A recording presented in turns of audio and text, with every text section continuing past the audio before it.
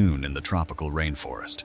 The canopy filters the relentless sun, weaving the light into narrow gilded beams that gently cascade through the saturated air.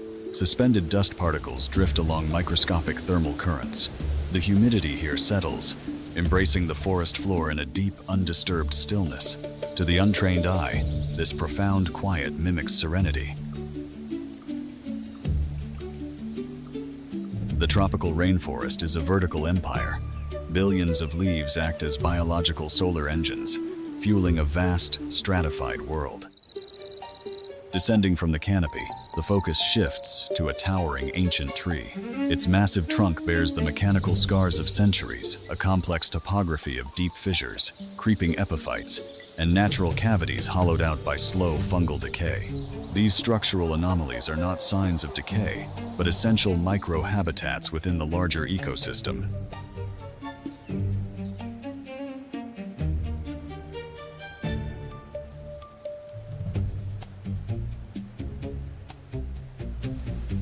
Inside one of these pre-existing chambers, the female hoopoe has claimed her space. Unlike woodpeckers, hoopos lack the specialized cranial reinforcement and chisel-like bill required to excavate fresh timber. As secondary cavity nesters, they must rely entirely on this naturally occurring architecture.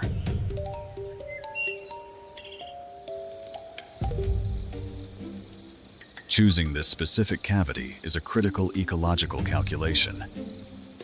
The aging trunk offers a highly stable microclimate and thick wooden walls to shield against the fluctuating tropical elements. Within this secure enclosure unfolds a precise biological imperative, initiating embryonic cell division across a clutch of calcium-rich eggs. The hoopoe's chemical armor relies on a precise ecological gamble. As the secretion evaporates, it forms an invisible scent plume, drifting downward on the forest's microcurrents. For many opportunistic mammalian scavengers, this pungent barrier is a highly effective deterrent. But for an oriental rat snake ascending the vertical bark, it acts as a biological beacon. Measuring over a meter in length, the reptile conquers gravity by contracting lateral muscles, driving the keeled scales of its underbelly into the wood's microfissures to generate maximum friction. It does not hunt by sight. Its forked tongue constantly samples the air, capturing stray molecules. These chemical particles are delivered directly to the Jacobson's organ in the roof of its mouth. It is decoding the biological signature of the nest, calculating the precise physical trajectory to its target.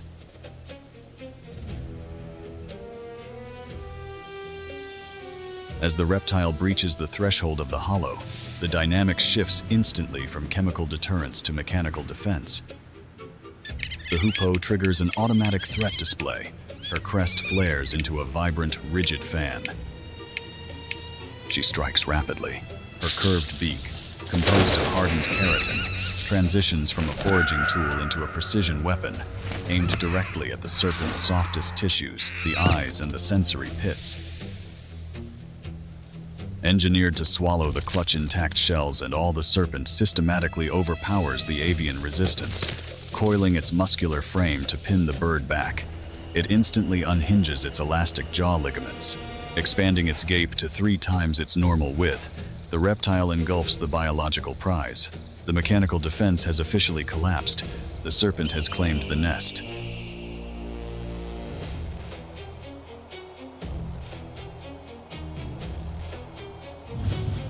High above the struggle, the forest canopy sways gently in the warm updrafts. Thousands of leaves rustle like a serene green ocean, masking the violence below. But in the meticulous physics of the wild, no movement goes unnoticed. The frantic vibrations from the hollow ripple upward, acting as a deadly homing beacon.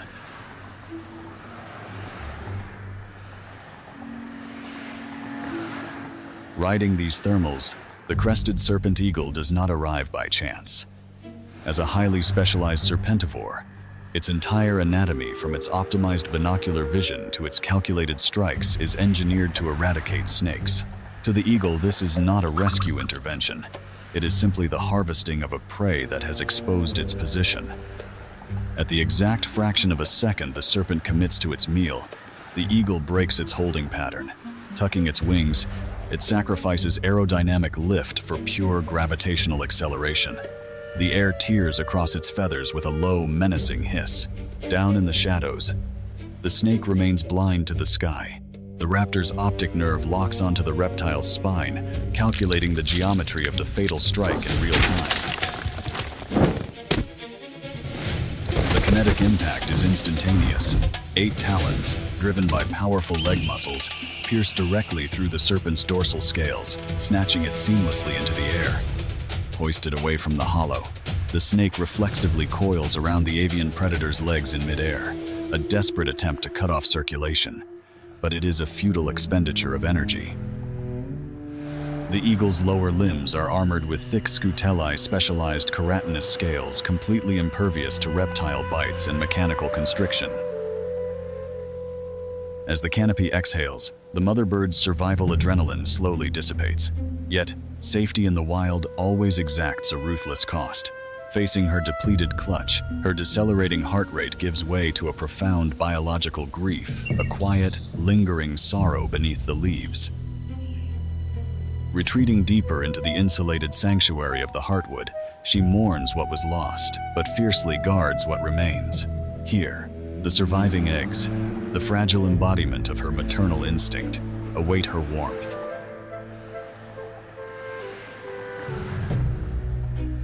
After weeks of relentless thermal devotion, the quiet arithmetic of incubation reaches its climax. Inside the calcium vault, a specialized hatching muscle spasms. Using a temporary calcified spike on its beak known as the egg tooth, the embryo violently shatters the boundaries of its confined world.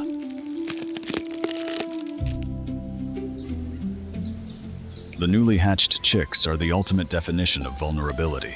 Blind, naked, and physically helpless, their translucent red skin reveals the pulsing veins beneath.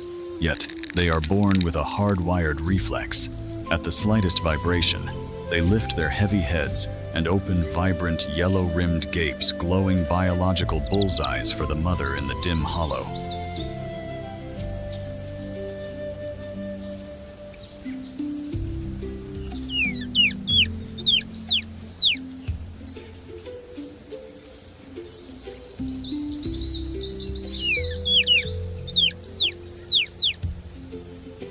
The mother's objective has shifted from defense to maximum protein extraction.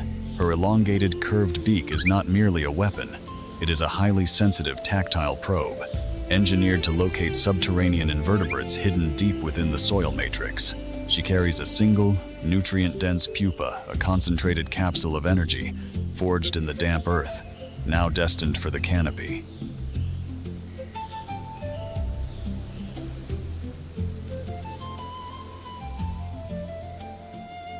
The precise delivery of protein triggers an immediate metabolic response. Terrestrial biomass is rapidly broken down to fuel the aggressive cellular expansion of the hatchlings. This successful energy transfer represents the ultimate triumph of the biological imperative, securing the continuity of the genetic line. Within the thermal sanctuary of the ancient trunk, the ecosystem recalibrates. Governed by evolutionary engineering and absolute thermodynamic efficiency, the relentless cycle of the living canopy continues. Ancient granite peninsulas cut deep into the South Atlantic, where powerful oceanic winds constantly sweep over the rugged coastal cliffs, keeping the ambient air temperate and crisp. The Cape of Good Hope, South Africa. Driven by intense trade winds, the freezing Benguela current surges upward from the abyssal depths, generating a massive coastal upwelling zone. This deep water engine pumps nutrient-dense nitrates directly to the sunlit surface, feeding a vast marine food web while keeping the coastal air crisp, wild, and perpetually temperate. Nestled along this breezy coastline is Spheniscus demersus, the African penguin, the only penguin species endemic to the continent. Even in cool ocean winds, intense physical exertion can cause overheating. Above their eyes, pink featherless glands act as vascular radiators, flushing warm blood to the surface to be rapidly cooled by the sea breeze. Unlike their Antarctic relatives built for sub-zero blizzards, Spheniscus demersus has adapted to temperate coastal life. Highly social and strictly monogamous, they form dense colonies where intense family bonds are forged. Amidst this crowded community, maternal devotion is the ultimate anchor where every call, defense, and sacrifice is driven by the instinct to keep their offspring alive. High energy demands force the mother toward the sea. Unsuited for land, her short legs burn triple the energy of a normal predator just to walk. Every step is a heavy physical sacrifice. Reaching the ledge, she pauses to calculate the waves and scan for predators, carefully weighing the deadly risk before making her move for her chick.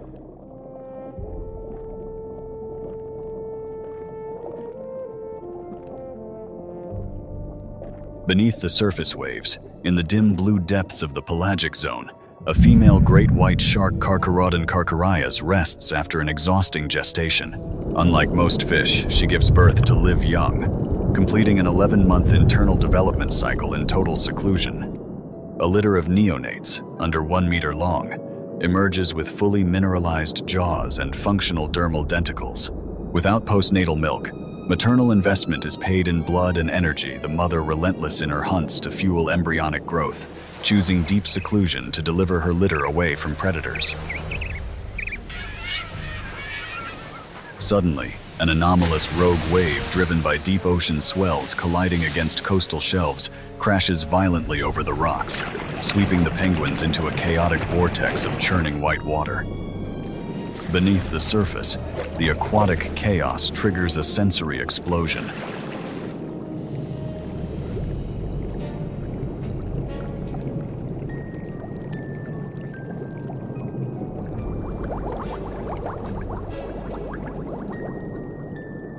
The mother shark's ampullae of Lorenzini detect the low-frequency electrical impulses and kinetic turbulence, transforming distant splashes into an unmistakable directional beacon.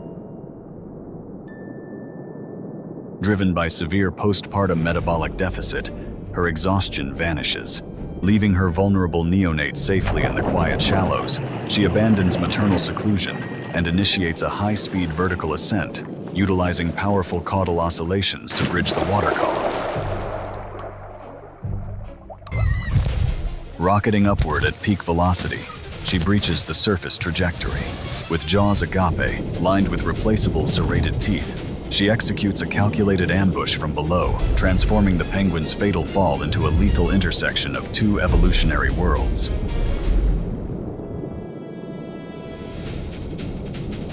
Utilizing rigid, flattened wings as hydrofoils and webbed feet as rudders, the surviving penguins burst through the surface turbulence, escaping the ambush zone through explosive burst acceleration and erratic evasion paths.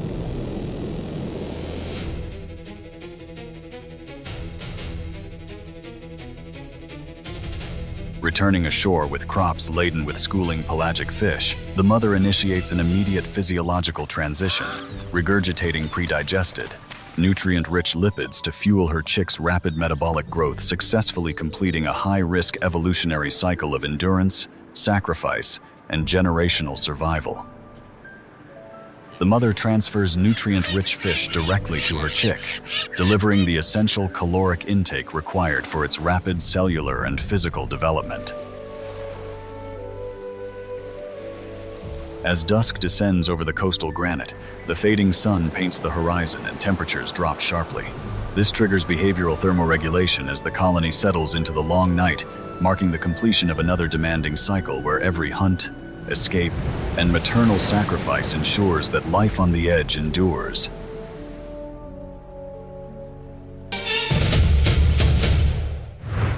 The African savannah.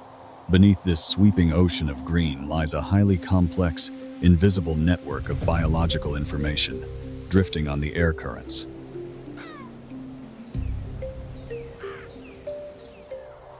On these plains, the fundamental law of natural selection is absolute.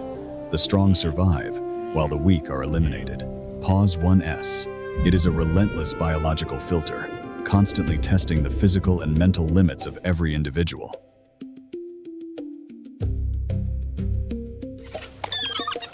But this ruthless hierarchy extends far beyond predator and prey. Within the herd itself, The drive for genetic dominance creates a fierce internal rivalry. Resources and protection are privileges reserved only for the most capable. Nature affords no sentimentality. Whether targeted by rival species or marginalized by their own kind, the frail are systematically left behind, ensuring that only the apex genetics inherit the savanna.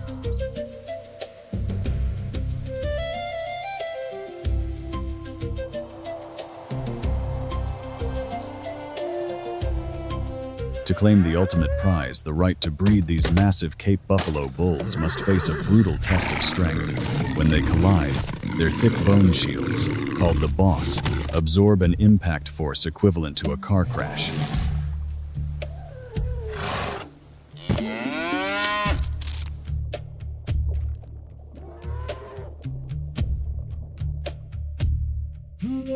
This clash is a brutal test of endurance. Their massive muscles burn through oxygen, pushing their hearts to the absolute limit. Only the strongest genetics will earn the right to lead the herd. But in the wild, there is only one winner. For the defeated bull, the physical pain is matched by a sudden drop in testosterone. Biology forces him to submit, shattering his pride. Forced out of the herd's protective circle, the fallen giant limps into the dry, unforgiving scrubland.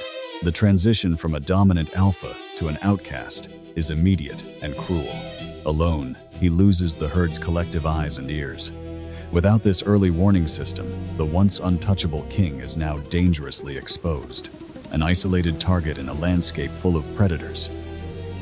In the boundless expanse of the savanna, isolation is a slow, silent fading of existence. Yet, the wild is governed by unpredictable probabilities. The exiled male crosses paths with a solitary female, two fractured shadows drifting in the vastness. Drawn together by a quiet understanding, they form an intimate sanctuary. Instantly, their rhythms synchronize.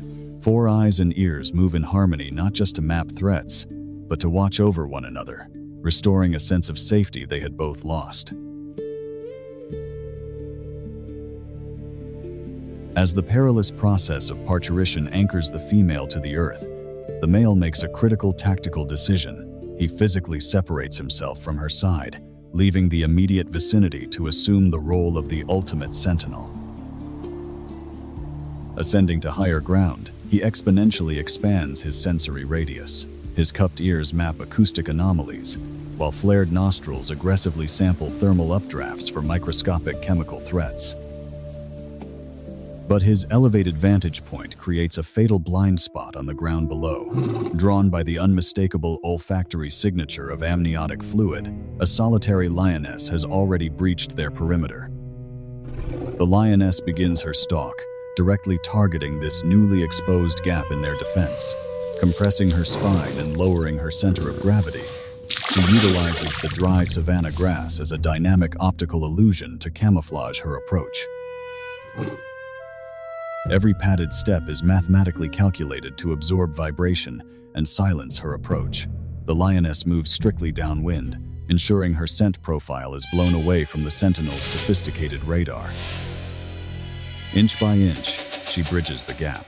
The lioness now waits within the strike zone, heavily focusing on the paralyzed mother, a ticking biological time bomb ready to detonate. The lioness launches a sudden strike, unleashing her pure hunting instinct. Her objective is simple: to find a vitamin-rich meal. Despite her sheer exhaustion, the buffalo fiercely fights back. She swings her heavy horns, battling not just for her own survival, but to protect the fragile heartbeat within her.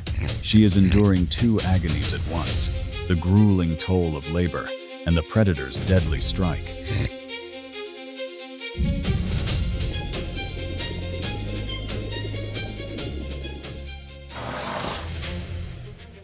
A sudden shift in the wind delivers an invisible warning. Catching the scent of the predator and sensing the mortal danger to his mate, the male erupts in primal fury. Charging down the slope, gravity multiplies his kinetic energy, transforming nearly a ton of muscle into a runaway biological tank.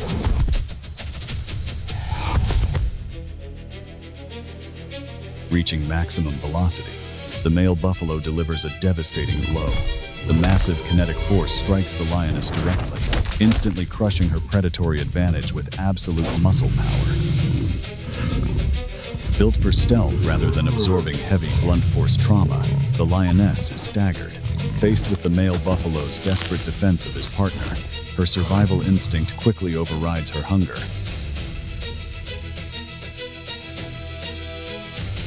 Overwhelmed by this display of protective power, the lioness desperately retreats into the dense brush. The sanctuary for the mother and her unborn calf is safely reclaimed. The threat dissipates, and the savannah reclaims its tranquil rhythm. The mother completes the birthing process, successfully delivering her calf. Driven by a powerful surge of oxytocin, she establishes an immediate biological bond with her newborn. Within minutes, the newborn calf must be able to stand and walk. This is a critical survival trait for prey species on the open plains, the ability to move immediately to avoid lingering predators. Under the setting sun, the male buffalo maintains his strict guard. His massive size acts as a physical shield, providing a safe zone for the calf's first steps.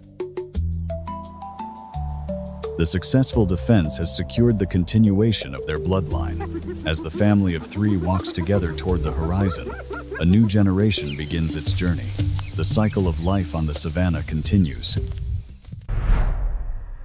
Sikhote-Alin, the Russian Far East. Here, the northern taiga collides with subarctic frost. Temperatures plummet to -40 degrees Celsius.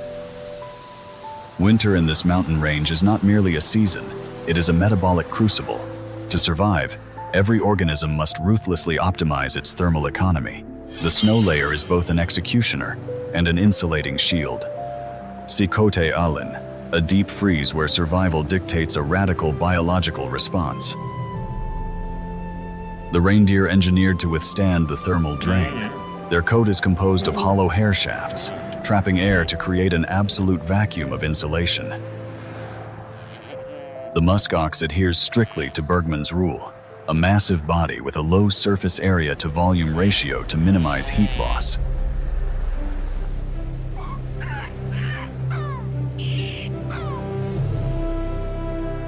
The white wolf, the apex tactical predator of the tundra, operating as a singular superorganism. Weighing a ton, the bison uses hypertrophied cervical vertebrae to bulldoze through the snowpack. To conquer the thermodynamic nightmare of Sikhote-Alin, motion itself must be redefined. Navigating this frozen void, the reindeer herd relies entirely on flawless biomechanical engineering. Upon impact, their crescent hooves splay outward, instantly functioning as biological snowshoes. Beneath the skin, a network of elastic tendons acts as kinetic springs, absorbing and firing energy with every stride. It is a masterclass in locomotive efficiency, propelling them across the deep powder with near-zero caloric leakage. The atmospheric pressure plummets. A katabatic storm sweeps across the taiga, driving the wind chill down to a lethal -50 degrees. Visibility drops to absolute zero.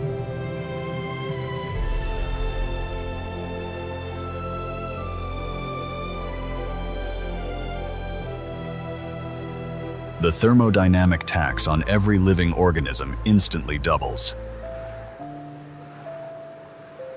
In Sikhote-Alin, life is not a right. It is a strictly audited equation of caloric reserves, metabolic output, and the merciless laws of thermal equilibrium. When the metabolic fires finally extinguish, biology unconditionally surrenders to physics. The fallen become nothing more than frozen carbon structures, their residual energy slowly reabsorbed by the indifferent mountain.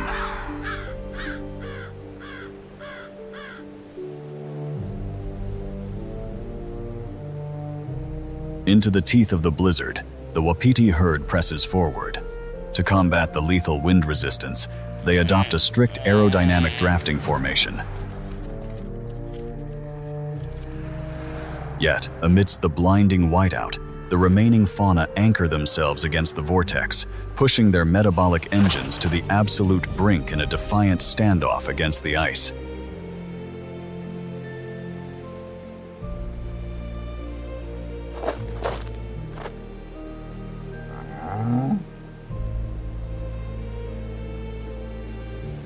A subtle shift in the air currents introduces a heavy, carnivorous vector.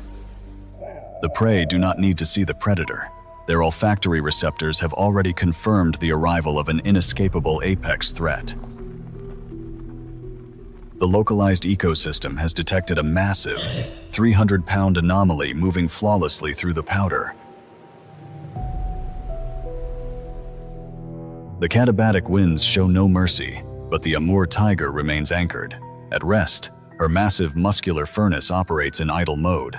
She is burning through critical lipid reserves for one purpose only: to maintain a core basal temperature of 38 degrees Celsius against the -50-degree onslaught.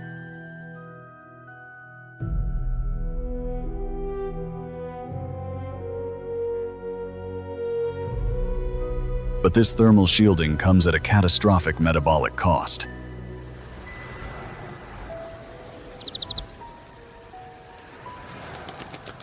A tiger of this magnitude requires a massive caloric intake just to sustain its engine.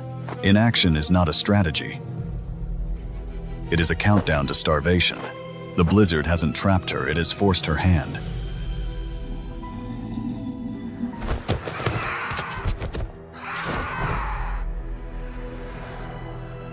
Preparing for a zero-visibility kinetic strike requires complex sensory recalibration.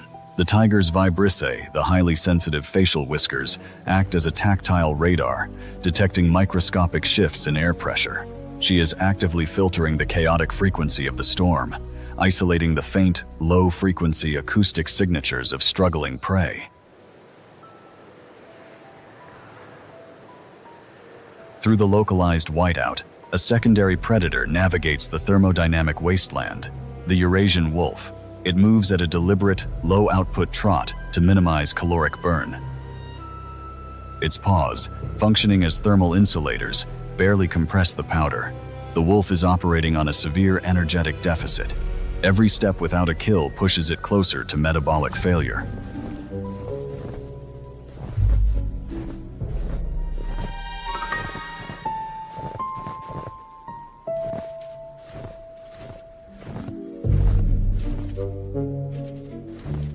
That is, until a sudden shift in the biting crosswind delivers a faint, isolated chemical signature to its olfactory receptors: the warm, metallic scent of freshly spilled blood.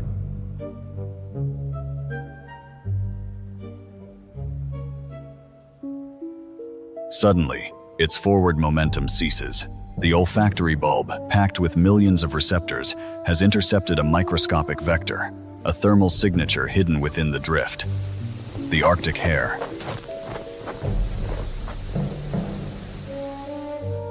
As the wolf slowly positions its mass for a downward kinetic strike, it falls into neurobiological tunnel vision.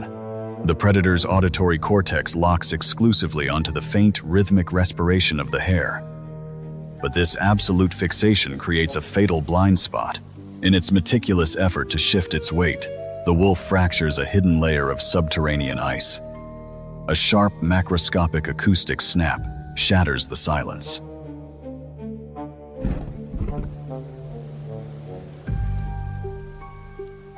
The wolf, consumed entirely by its subterranean ambush, is completely oblivious to the shifting hierarchy. It does not realize that its status has just been violently downgraded, from apex hunter to target.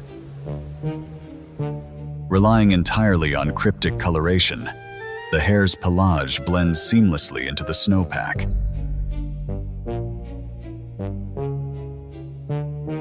The wolf lowers its center of gravity, shifting into a stealth approach. Beneath the relentless, driving snowfall, the stage is set for a brutal and inevitable confrontation over those critical, life-sustaining calories.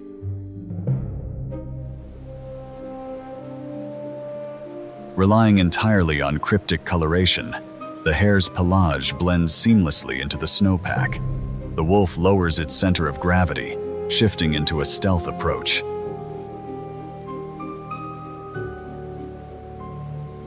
Stealth is abandoned. Driven by a critical caloric deficit, the wolf shifts to brute mechanical excavation. Its forelimbs act as biological shovels, displacing compacted snow at a frantic rate. This anaerobic exertion demands a massive surge of oxygen, elevating its heart rate to maximum capacity. In its desperate bid to unearth the prey, the predator becomes completely blinded to anything outside its immediate kinetic objective. From the periphery, the Amur tiger silently processes the chaos. The tiger is the absolute embodiment of thermal and kinetic efficiency.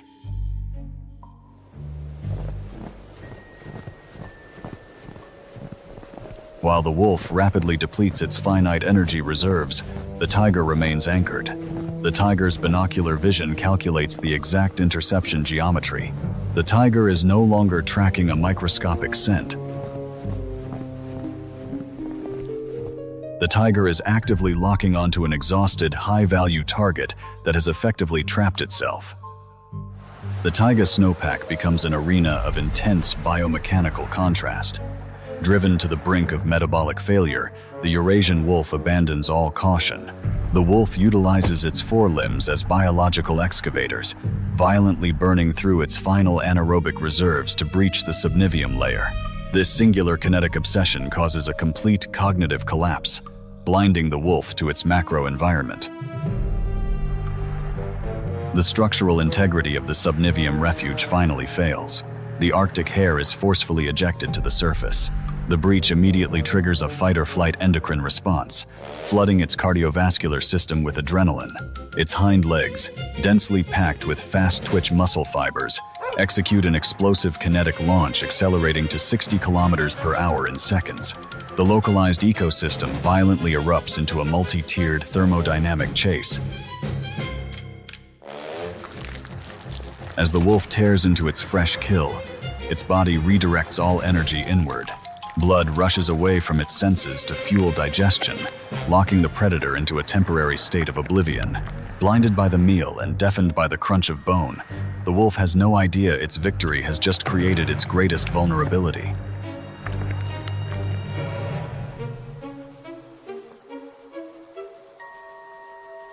But the taiga grants no reprieves. The Amur tiger closes the distance. Moving 300 kilograms of raw power in absolute silence is a masterpiece of evolution. With perfect precision, the tiger places its hind paws exactly into the tracks of its front paws, erasing its own acoustic footprint. The stealth phase abruptly ends. The Amur tiger erupts from the snow, unleashing a terrifying kinetic assault. Accelerating to over 50 kilometers per hour in mere seconds, 300 kilograms of muscle and bone become a living missile. The wolf, completely caught off guard by its own meal, has zero time to react. This is not a chase, it is an execution of raw physics.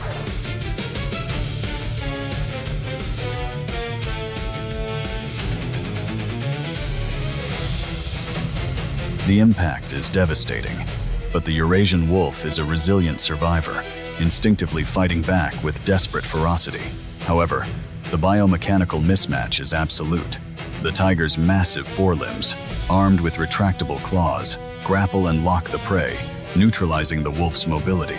Every thrash of the wolf is met with an overwhelming counterforce. In the brutal mathematics of the taiga, willpower cannot overcome a 3-to-1 weight advantage.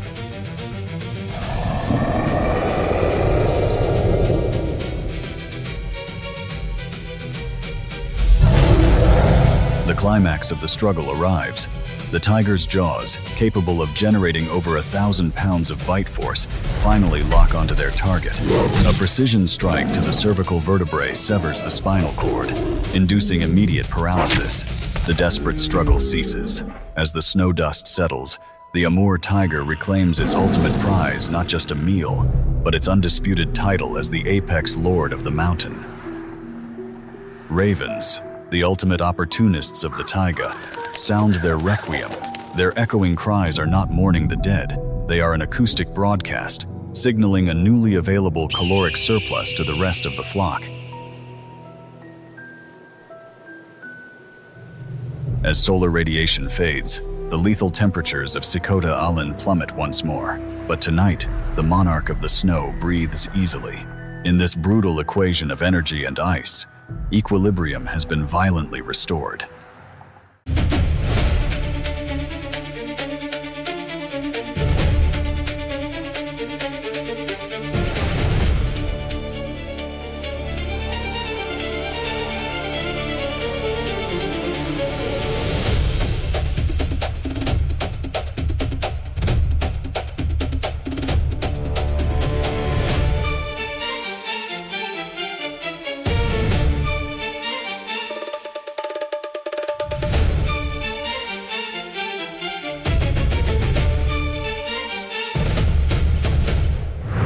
Daybreak over the East African savannah. As radiant sunlight burns off the morning mist, it unveils an endless ocean of golden grasses. These drought-resistant perennials hold the secret to surviving under the most brutal conditions, storing precious moisture within their resilient fibers. Beneath this serene golden veil lies a cold, thermodynamic reality. Solar energy trapped in plant fibers triggers a relentless trophic cascade, a brutal chain reaction where every calorie gained demands a life in return. Deep in the underbrush, humidity drops as temperatures surge, forcing every creature into an immediate race against dehydration. Here, survival is a high-stakes game of spatial awareness. Open terrain strips away cover, forcing solitary ambush predators to stalk through micro-topography. Meanwhile, high grass creates a dangerous trade-off. It hides the hunter, but seals in sound and blinds the prey. It fuels a perpetual evolutionary arms race between the silent, lethal strike of a solitary predator and the collective vigilance of a social herd. As thermal currents rise,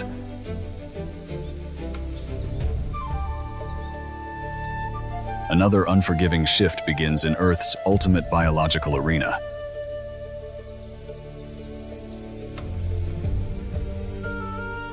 High above the ground, a leopard rests on a low branch, a masterclass in muscular efficiency. Cold, calculating eyes analyze the terrain, scanning the vegetation for the slightest ripple of movement. Suddenly, from the subterranean burrows around a termite mound, a clan of 15 surrogates emerges. Dark rings around their eyes act as natural anti-glare filters, allowing them to track threats even against the harsh African sun. Against a solitary ambush predator, early detection is an impenetrable defense. As the leopard recalibrates its strategy, a massive 5-meter African rock python slithers into the arena, a wall of dense interwoven muscle. This apex ectotherm is capable of generating lethal hydraulic pressure.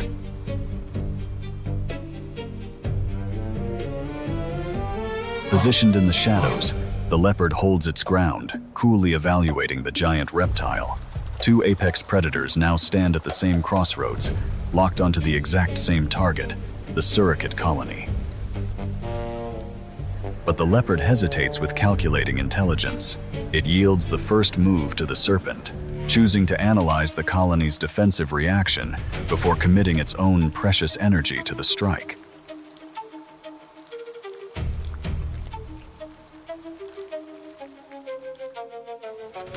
Foraging in the harsh soil, surrogates operate like high-speed excavation machinery. 2-centimeter curved claws slice through compact sand, while their rigid, slender tails press firmly against the earth, functioning as a stabilizing tripod for perfect balance. Driven by an exceptionally high metabolic rate, a surrogate must consume nearly 8% of its body weight daily.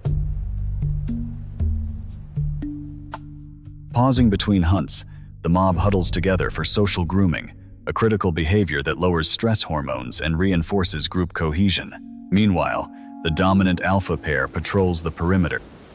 Suddenly, a sentinel bark warns of a creeping threat, triggering an instant system recalibration. In a split second, every head snaps toward the danger zone, locking their eyes onto the grass line. Sliding through the dry grass, the African rock python's massive muscle frame advances, sending subtle micro-vibrations through the sun-baked soil.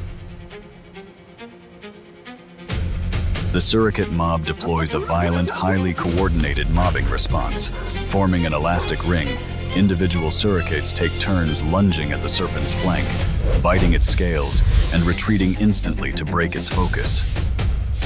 The entire mob strikes simultaneously from every angle. Frontline surrogates charge directly before the python's eyes while the others press from the flanks, completely confusing the giant serpent. The solitary leopard observes the violent display. With binocular visual acuity tuned to track subtle movements, the apex predator processes the high-risk reality of this collective defense. The surrogate's hyper-aggressive mobbing behavior alters the cost-benefit equation. The caloric yield of a small meal cannot justify the grave risk of blinding claws or crippling bites.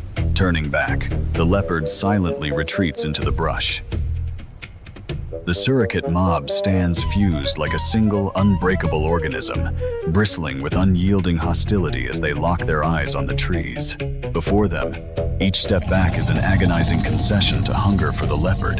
Its stomach churns with desperate need, yet the predator's drive is crushed by the sheer math of survival. To attack this united front is to gamble its life for a mere mouthful. Glancing back one last time at the fearless sentinels, the ravenous cat fades into the gloom, leaving the surrogates masters of their domain.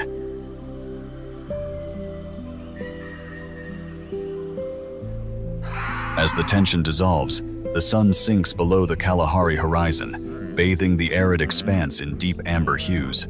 The fading twilight triggers a shift in nocturnal thermal currents, finally cooling the scorching sand and bringing peace back to the desert.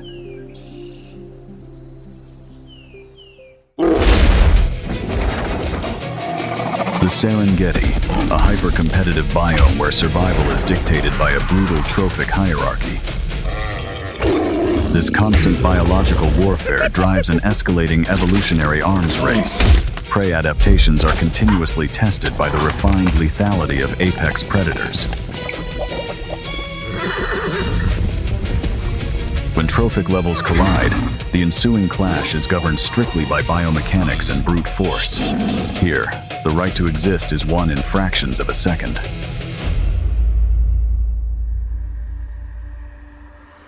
Under the vast equatorial sky, the savanna operates as a massive, solar-powered thermodynamic engine. Here, specialized grasses efficiently convert photons into dense caloric biomass, creating a foundation of apparent serenity.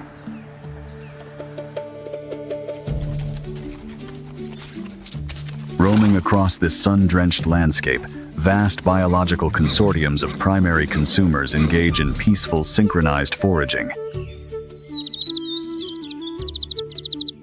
Their methodical movements facilitate essential nutrient cycling, maintaining the very ecosystem that sustains them. Yet, this tranquil equilibrium is ecologically fragile.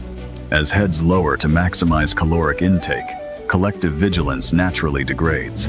They exist in a state of naive comfort, entirely unaware that the savanna's gentle thermal hazes and acoustic interference are precisely the variables required for a predator's perfect concealment. Hidden within the tall grass, a coalition of cheetahs engages in strict metabolic conservation. This resting phase is a physiological necessity, preserving crucial ATP reserves within their fast-twitch muscle fibers. In moments, this metabolic reserve will ignite, transforming static observation into a high-speed predatory pursuit. For the female antelope, endocrine cascades trigger intense uterine contractions, initiating the complex physiological mechanics of parturition. The antelope calf emerges, encapsulated within the amniotic sac. Lowering its center of gravity to utilize the microtopography, the cheetah assesses the target. It calculates the mother's flight response against the neonate's zero mobility, waiting for the optimal strike geometry. This membrane must rupture to facilitate the vital transition to pulmonary respiration. The stalk requires absolute biomechanical control. The cheetah executes precise digitigrade locomotion, absorbing impact through specialized digital pads to negate acoustic interference. Adrenaline surges, priming the cheetah's fast-twitch muscles for explosive output. The predatory calculus is complete. Kinetic release is imminent.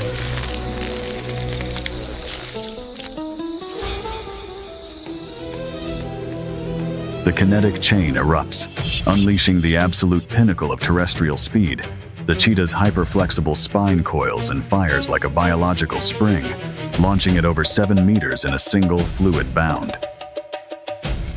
Burning fiercely on anaerobic metabolism, the cheetah is racing its own biology. The sensory network shatters. A massive surge of cortisol triggers an instant flight response. The peaceful grazing collective violently dissolves into a storm of erratic, high-speed trajectories.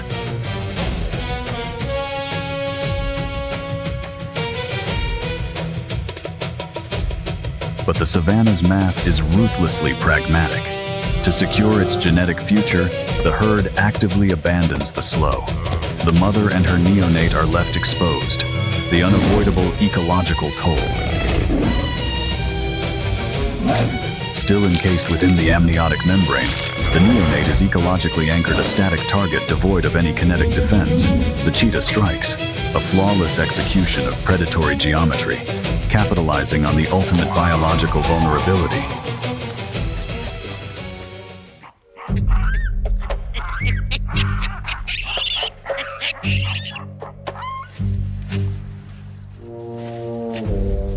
But savanna ecology is profoundly non-linear. An olive baboon intercepts the sequence, driven not by interspecies altruism, but by complex territorial aggression. This dominant primate actively disrupts the apex predator's focus.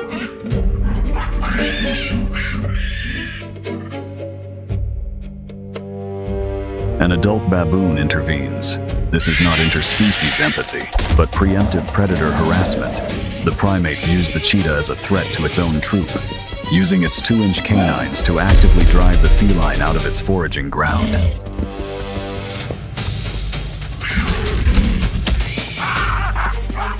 Built exclusively for speed, the cheetah possesses a highly fragile anatomy. According to optimal foraging theory, fighting about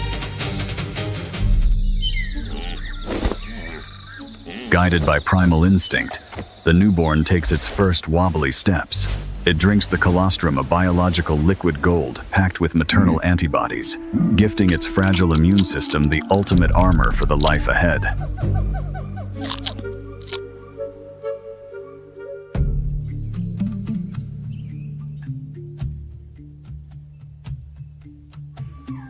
As the golden hour bathes the plains, the relentless heat of the savannah surrenders to dusk. Nature declares a quiet, fleeting truce. For today, the fragile pulse of life has triumphed. Under the fading light, they are safe.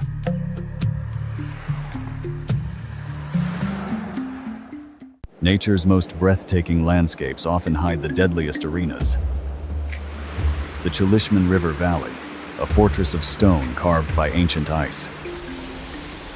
Beneath these towering cliffs, life finds a rhythm. Summer brings a burst of energy to the valley, but the season is brief, urging every creature to make the most of it. In this vast landscape, success belongs to those who know how to adapt and thrive. A sounder of wild boars is busy at work. For them, the dry earth holds a hidden feast. Using their powerful snouts as living plows, they easily unearth nutrient-rich roots hidden below. In the natural world, serenity is fragile, and the atmosphere can shift in a single heartbeat. The water is a lifeline, but the river's edge is a deadly lottery. Submerged in the shallows, a master of camouflage waits in absolute silence.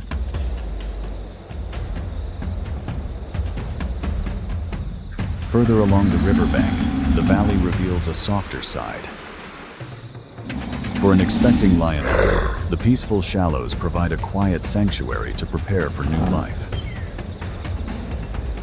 Bringing new life into this unforgiving wilderness is an exhausting physical trial. Every muscle strains as her body prepares to deliver the next generation of Altai's kings. A primal roar breaks the silence. The storm of labor passes, replaced by a profound maternal instinct. Taking their very first breaths, the newborns are immediately comforted by the coarse, reassuring strokes of their mother's tongue. As the weeks pass in the valley, the cubs have transformed from fragile newborns into robust apprentices. Resting in the cool shallows, the lioness gently grooms her young.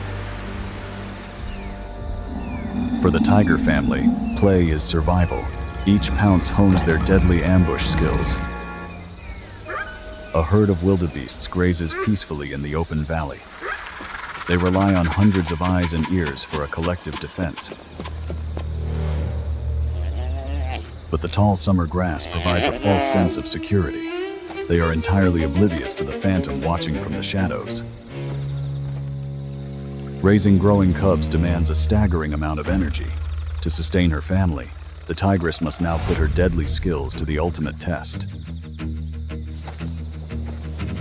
She begins her calculated advance. Her striped coat acts as disruptive camouflage, breaking up her outline. Specialized soft pads on her paws absorb every footfall, allowing her to move like a ghost through the brittle brush. Beneath her skin, powerful muscles coil like tightly wound springs, storing immense kinetic energy for the final explosive sprint. The margin for error is absolute zero. Wildebeests possess highly evolved sensory networks. A single alarm snort from a sentinel triggers an instantaneous chain reaction. A sudden shift in the wind, a snapped twig, the fragile piece is instantly shattered. Panic spreads like a biological wildfire. Pure survival instinct takes over, launching hundreds of bodies into a chaotic yet synchronized stampede. Thousands of hooves pound the baked earth, kicking up a massive smokescreen of dust. This is a deliberate defense mechanism designed to confuse the predator's visual tracking. Beneath the lioness's skin, powerful muscles coil like tightly wound springs, storing immense kinetic energy for the final explosive sprint. The margin for error is absolute zero. In this blinding rush, speed is the wildebeest's only shield. The valley echoes with the thunder of survival as the wildebeests race to outrun death itself. The valley erupts into absolute chaos. A frantic stampede of wildebeests tears across the plains. Breaking cover, the lioness unleashes her full, terrifying speed. The herd's collective defense shatters into an every animal for itself scramble. Desperate hooves pound the earth, trying to outrun the inevitable. But one will not be fast enough. The gap closes. Lethal claws dig deep into thick hide. The lioness securely latches onto the massive prey. The struggle sends a shockwave across the Chulishman Valley. The surrounding wildlife stands paralyzed, silent witnesses to the harsh, unforgiving reality of the food chain. Time in the Altai Mountains seems to stand entirely still. Overhead, scavenging eagles circle in anticipation. A precise, suffocating bite to the windpipe delivers a swift end. The hunt is over. The energy of the fallen wildebeest will now sustain a new generation. As the lioness claims her hard-won kill, the brutal balance of the wilderness is restored. Driven by maternal instinct, the lioness swiftly carries the vital nourishment back to the safety of her den. For the growing cubs, this meal is an invaluable infusion of life. The fresh meat delivers crucial proteins required to build strong muscles and wire their predatory instincts. Here in the Chulishman Valley, the tragic fall of one creature sustains the legacy of another, honoring the ruthless yet beautiful cycle of the wild.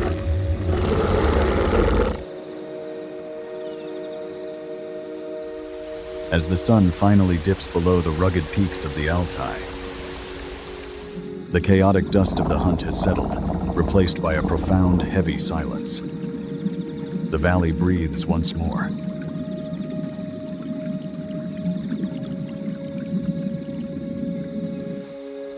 But in this unforgiving wilderness, every sunset is just a brief pause in the wild's eternal, beautiful cycle of life and death.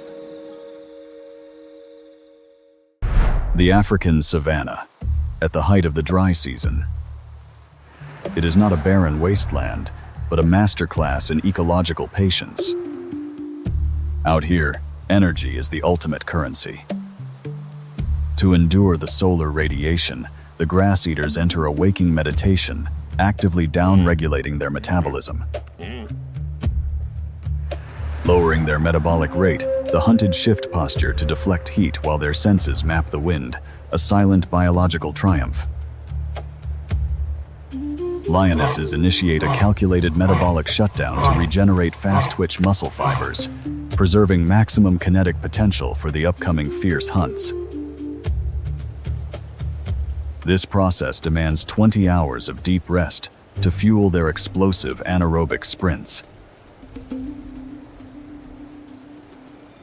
In the open plains, the female ostrich establishes a secure perimeter. She excavates the sun-baked surface to expose the cooler soil beneath. This is a strategically engineered microclimate, designed to buffer her nest against the savanna's extreme thermal shock. Anchored within this depression, she lays her eggs. Her massive body now serves as a biological heat shield, strictly regulating the temperature parameters required for embryo survival.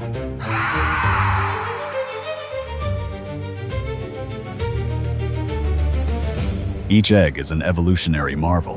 The dense calcium carbonate shell is structured with microscopic pores, facilitating embryonic respiration while sealing against the arid atmospheric pressure.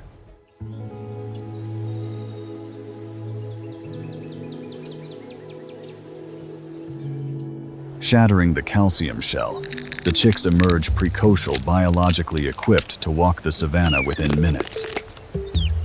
The ostrich chicks face their first physical challenge, learning to walk. Every clumsy stumble builds vital muscle memory, conditioning their legs for the constant locomotion required to survive the savanna. Parallel to this, an apex weapon reactivates. Once basic equilibrium is established, the chicks shift their focus to sensory processing. Their expanding visual field begins mapping the terrain, analyzing spatial dimensions and ground textures. Once basic equilibrium is established, the chicks shift their focus to sensory processing. Their expanding visual field begins mapping the terrain, analyzing spatial dimensions and ground textures. The mother functions as a mobile biological shield. Through low-frequency acoustic signals, she constantly calibrates her offspring's spatial awareness against surrounding threats.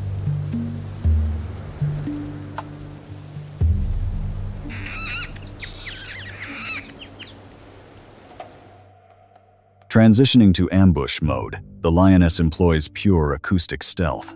Shock-absorbing paw pads mute her approach, while her pigmentation perfectly dissolves into the optical spectrum of the dry grass.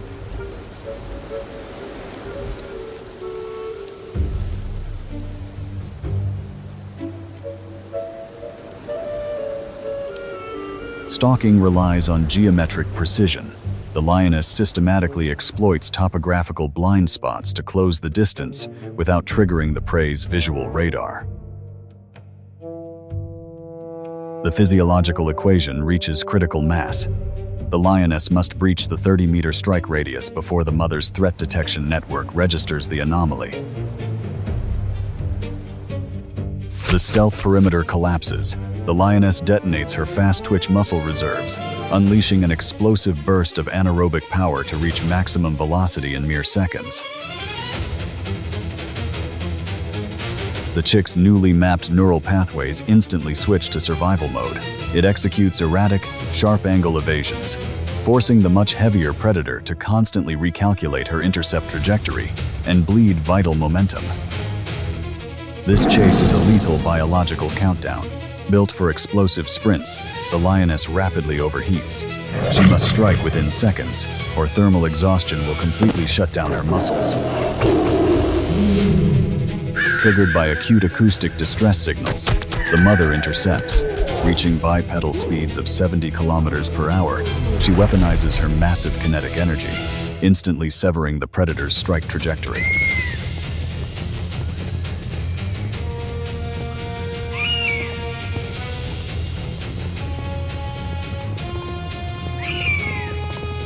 The ostrich flock surges forward at high velocity, weaponizing their collective kinetic energy to violently swarm the outmatched lioness. The predator-prey dynamic violently inverts. An adult ostrich delivers a forward kick with devastating biomechanical efficiency, packing enough blunt force trauma and shearing power from its claws to permanently cripple a large feline.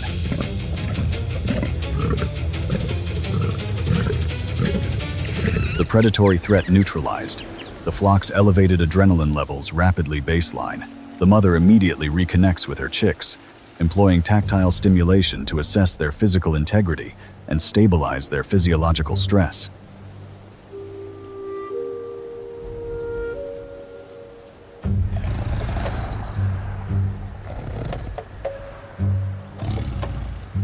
As the solar gradient drops, the savannah transitions into its nocturnal thermal regime. The chicks have successfully executed their primary biological directive for the day, surviving the apex crucible of the open plains.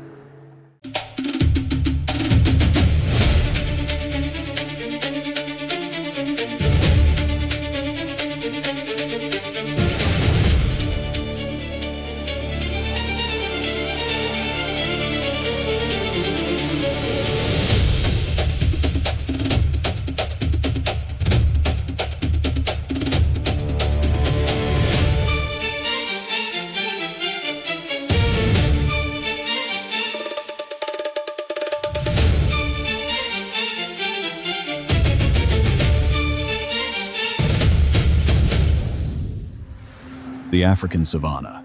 Shaped by the tectonic fractures of the Great Rift Valley, this vast landscape is dictated by the relentless shifting of the intertropical convergence zone. Right now, steady solar radiation warms the laterite soil, turning 1 million square miles into a golden ocean of dry grass. Yet, beneath this sweeping tranquility lies nature's most immutable law, the continuous transfer of thermodynamic energy. Here, every blade of grass converting sunlight is destined to be harvested, and every grazer is merely borrowed energy, waiting to be claimed by the apex tier. It is a silent, breathtaking equilibrium, where survival is a zero-sum game. Within this unforgiving cycle, the profound transcendence of maternal love blooms as a biological anomaly. For this pregnant zebra, the heartbeat of her unborn foal overrides every instinct of self-preservation. Though carrying 30 kilograms of fetal mass severely compromises her mechanical center of gravity, this sacred bond pushes her physiological limits to the absolute brink.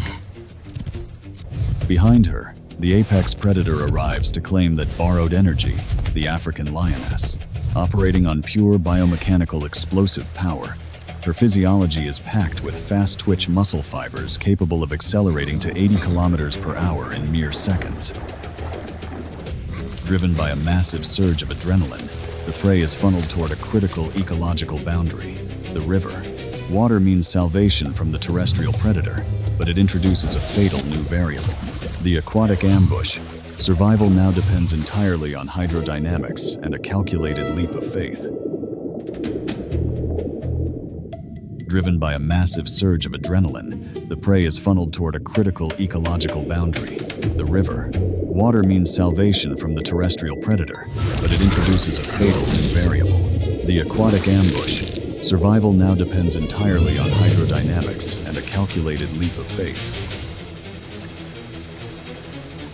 Pivoting toward the heavier splash, the crocodile intercepts the lioness, effectively anchoring the terrestrial predator in the aquatic kill zone. This lethal roadblock buys the pregnant zebra critical seconds. Relying on her ungulate buoyancy, she furiously paddles past the chaos and scrambles up the far bank. The lioness is now trapped, her explosive terrestrial physics utterly failing against the immense fluid drag. Two evolutionary marvels fiercely collide. The crocodile attempts a hydrodynamic roll with its 5,000 psi bite to disorient the feline. Pushed to the brink, the lioness must unleash her raw terrestrial strength to break the reptilian grip. But while the titans clash, the intended prey slips away unnoticed. The apex predator's aquatic error has inadvertently granted the pregnant zebra her ultimate prize, a safe passage to the other side. Safe on the far bank, the adrenaline surge rapidly fades, instantly replaced by a massive release of oxytocin. The extreme physical stress of the chase has triggered the final stage of parturition. Lying down in the open savanna is highly vulnerable, but her severely depleted glycogen reserves leave her physiology with no other choice. A fragile new life emerges, still perfectly encased within the intact amniotic membrane. This biological shield, acting as a final protective embrace from the womb, absorbed the violent shocks of the river. Now, it cradles the newborn in a sterile, fluid-filled cocoon, suspending it in a fleeting, peaceful moment between the absolute safety of its mother and the harsh reality of the savanna. Against all odds, mammalian endurance prevails. The crocodile, relying on anaerobic metabolism, rapidly depletes its energy reserves, forcing it to release its powerful grip. Exhausted and severely waterlogged, the lioness drags her heavy frame onto the riverbank. She has survived the aquatic struggle, but at an immense physiological cost. Just yards away, a profoundly different biological milestone is unfolding. The newborn foal is hardwired with precocial instincts. Within minutes of birth, complex neural pathways fire, encouraging its wobbly limbs to defy gravity. It must stand and move, stepping out to explore the vast sunlit world that awaits.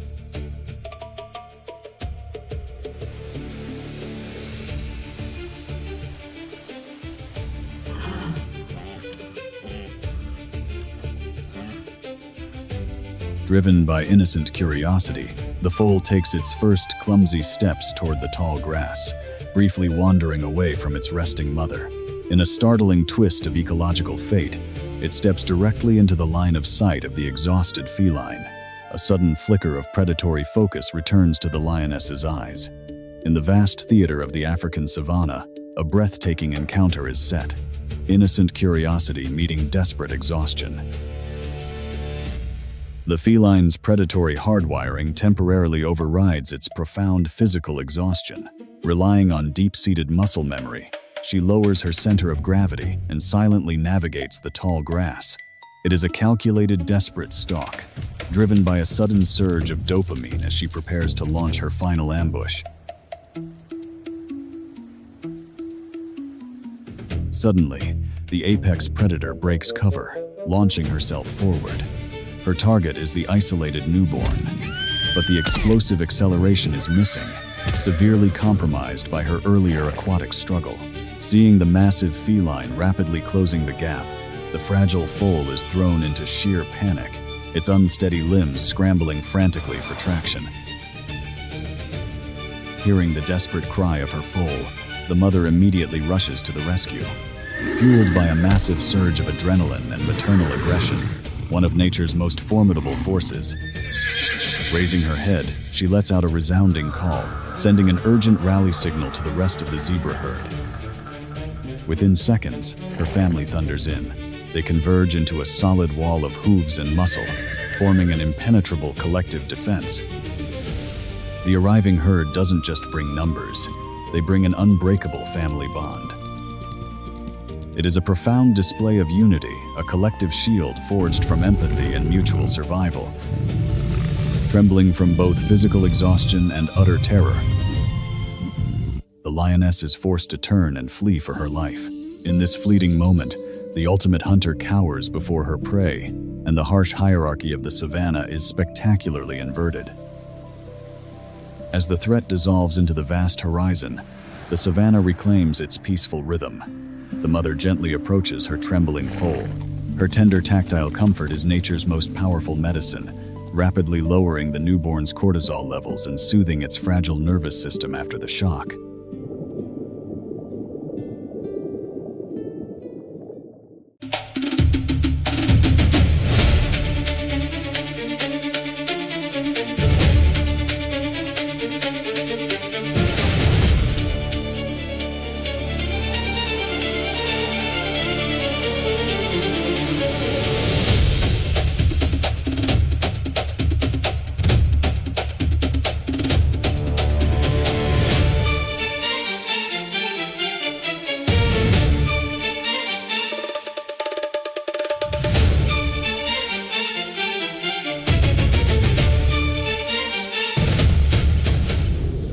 On the savannah, survival dictates a mother's choices.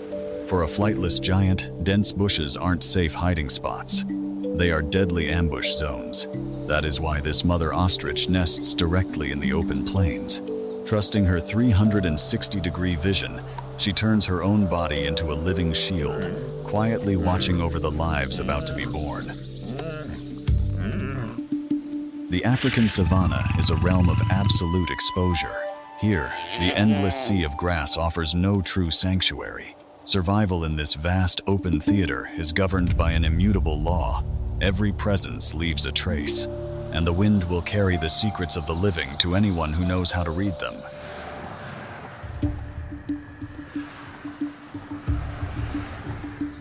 Beneath a watchful presence, a new generation is quietly forming.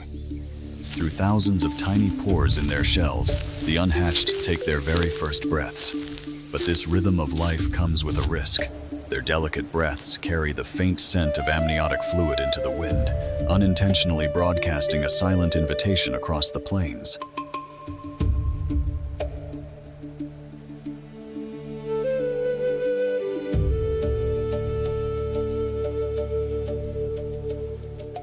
A solitary jackal intercepts this silent message. Relentlessly chased by larger predators and pushed to the barren fringes of the plains, it has endured days of starvation. Its highly evolved olfactory system reads the air with desperate precision. Decoding the chemical trail left by the chicks, the scavenger moves toward the nest. For a displaced and starving hunter, this scent is not just a meal, it is salvation.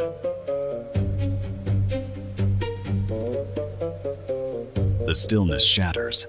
The mother rises, thrusting her massive wings wide open. She does not retreat. Fueled by a fierce maternal love, she transforms into a towering shield, ready to fight to the death to protect the fragile lives behind her. Driven by starvation, the jackal recklessly lunges. The mother instantly strikes back. A single powerful kick tears through the air, a razor-sharp defense carrying fatal force. Defeat on the savannah is never a loud surrender. It is a quiet, tragic realization. The starving outcast accepts its limits, turning away from the impenetrable mother. The hunger remains, but the instinct to survive another day overcomes the desperation to fight. After weeks of absolute stillness and quiet endurance, the rhythm of life finally begins to speak. The time has come. After 40 days in the dark, a new generation begins to emerge. An ostrich eggshell is extraordinarily thick, biologically engineered to withstand the mother's massive weight. For the chicks inside, breaking out is their very first exhausting battle for survival. Born fully awake and covered in soft down, these highly developed survivors immediately seek the familiar sanctuary beneath their mother's wings. The wind shifts, carrying the heavy scent of moisture. In the distance, the sky ominously darkens. A new threat is brewing, and her vulnerable chicks are now fully exposed. Haboob, a violent sandstorm driven by intense atmospheric pressure gradients, sweeps across the plains. In seconds, the savannah is swallowed by an abrasive darkness. The sandstorm violently sweeps across the plains. Hurricane-force winds turn billions of jagged silica crystals into a devastating weapon, transforming the air into a high-speed sandblaster. This abrasive wall carries enough kinetic energy to tear foliage to shreds and blind any creature caught in its path.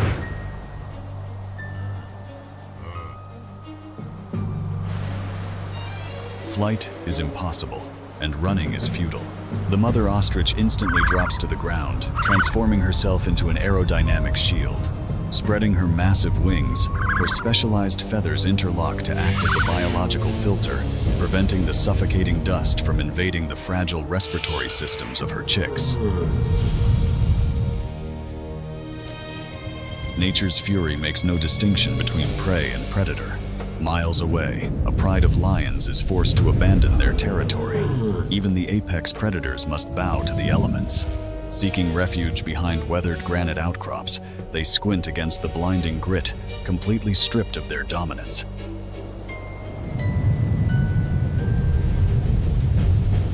Across the battered plains, a fragile truce is violently enforced by the wind. Only those who can weather the dust will earn the right to see the savannah clear again. The abrasive wall finally crumbles. As the dust settles, the savannah is left completely drained of energy. From beneath a battered shield of feathers, the chicks step out unharmed. The mother's exhausted resilience is the purest expression of survival. Her body absorbed the storm so theirs wouldn't have to. But in the wild, one creature's survival often demands another's sacrifice.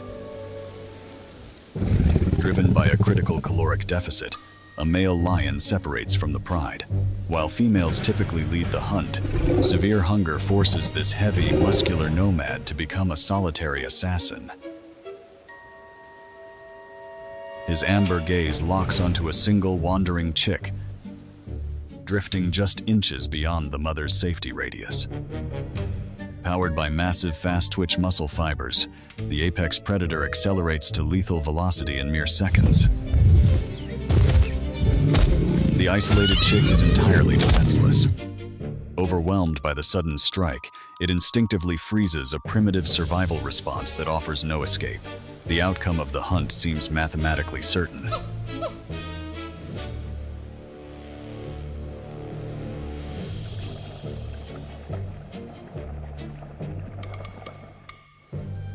But the male lion has fundamentally underestimated the mother's reaction time. Overriding her own survival instinct, the mother intercepts the trajectory.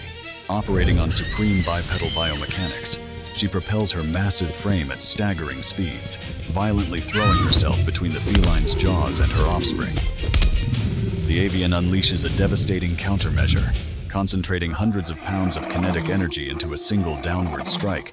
Her razor-sharp claw connects with brutal precision. Outweighed by the sheer ferocity of the mother, the predator's resolve breaks. The king of beasts is forced into a humiliating retreat.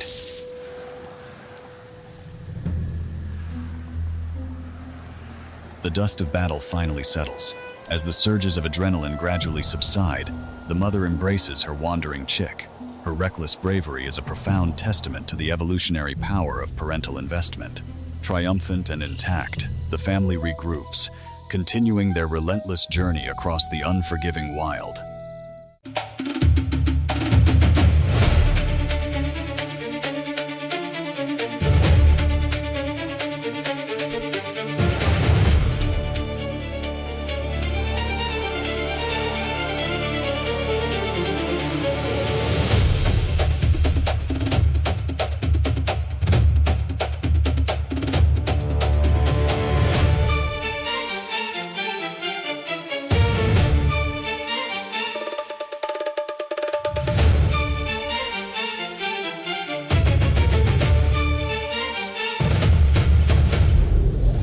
Dawn on the savannah.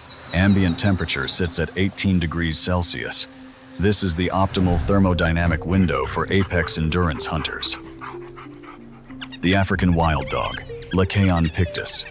Their oversized ears are not just acoustic radars, they are dense capillary networks functioning as thermoregulators, dissipating core heat during prolonged high-speed pursuits.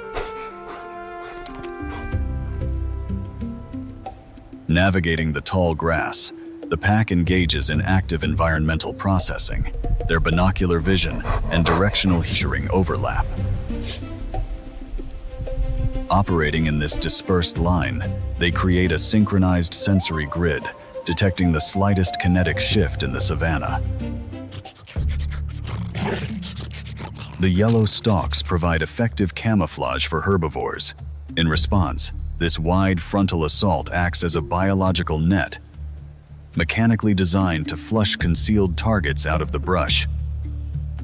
High-frequency twitters synchronize their positioning without alerting larger prey. The pack fundamentally alters its operational mode. High-speed pursuit parameters are deactivated. They lower their center of gravity, adopting a predatory crawl. They are now operating entirely in stealth.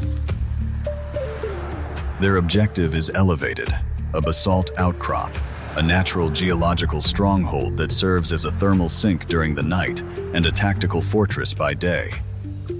Here, a troop of olive baboons, numbering over 40 individuals, has established their high-ground sanctuary. The early morning light initiates a critical neurochemical protocol within the baboon troop, allogrooming. This behavior transcends physical hygiene. The tactile stimulation triggers the release of endorphins and oxytocin, simultaneously lowering cortisol levels while solidifying their complex hierarchical alliances.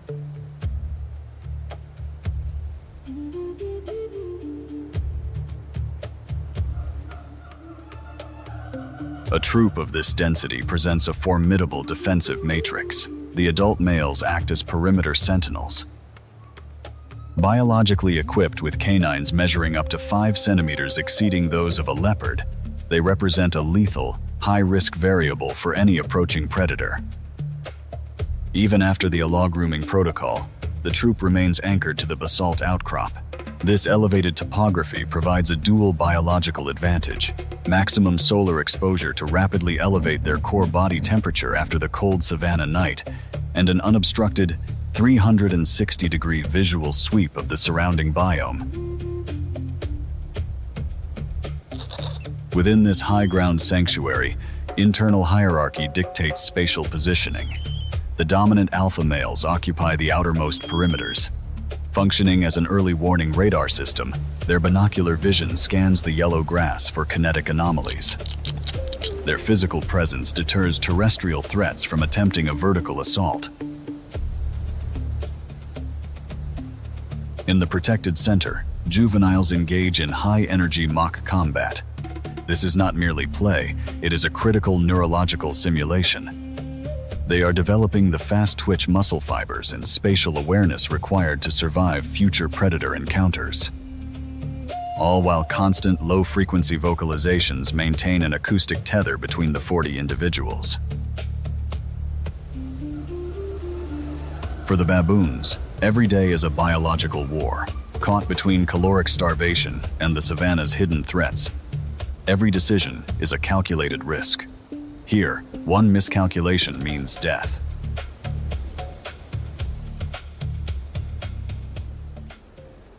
Below the outcrop, the wild dogs remain locked in their stealth formation. A direct upward charge against an alert baboon troop is biologically unviable.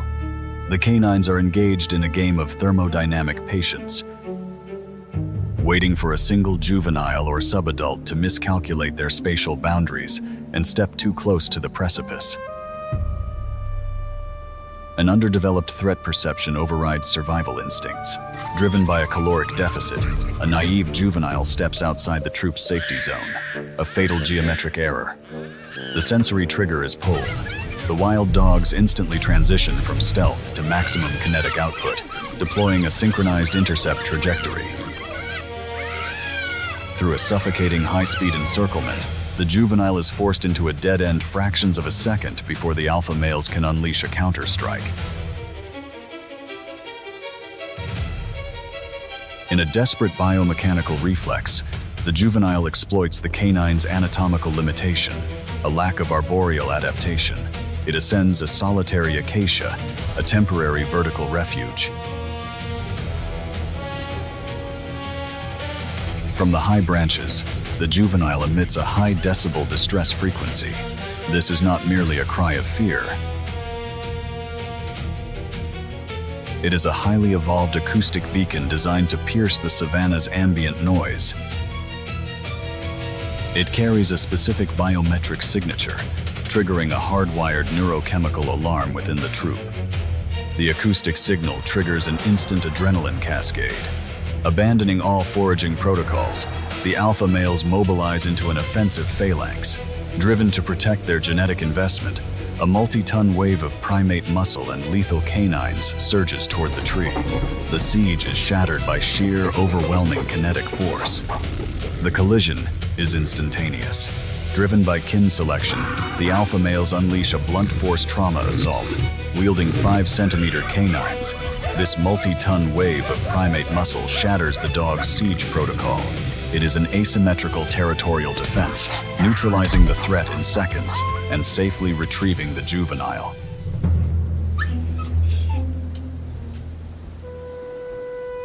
Outweighed and outweaponized, the canine neurocircuitry abruptly switches from predatory aggression to absolute panic.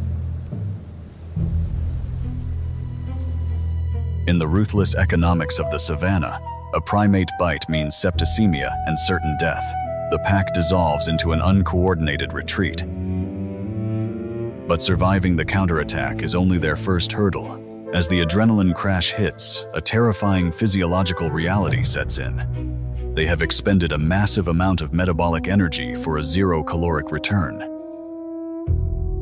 Scattering into the dry grass, the pack's highly organized neural network devolves into a chaotic flight response. Hyperventilating and visibly panicked, the wild dogs are consumed by a profound behavioral trauma.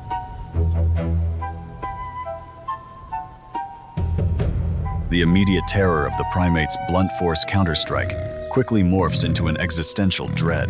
Their biological clock is now ticking exponentially faster. Prolonged starvation will inevitably compromise their immune systems and shatter their coordinated hunting matrix.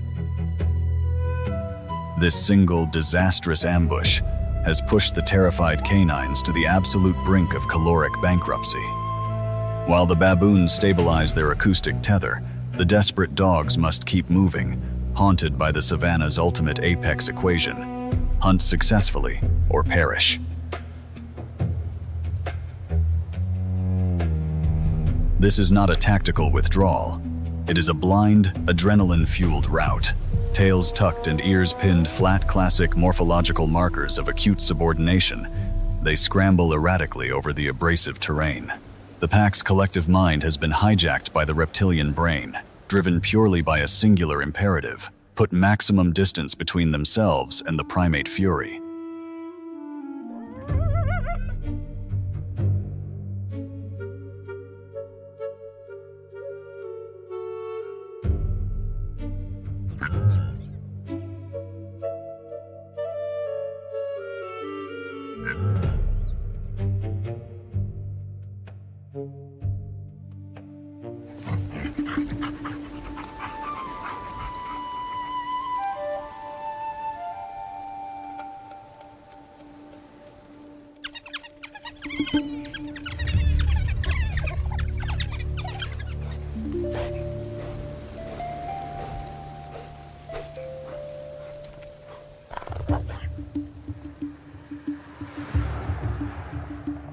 Deep within the troop's concentric core, a maternal reunion occurs.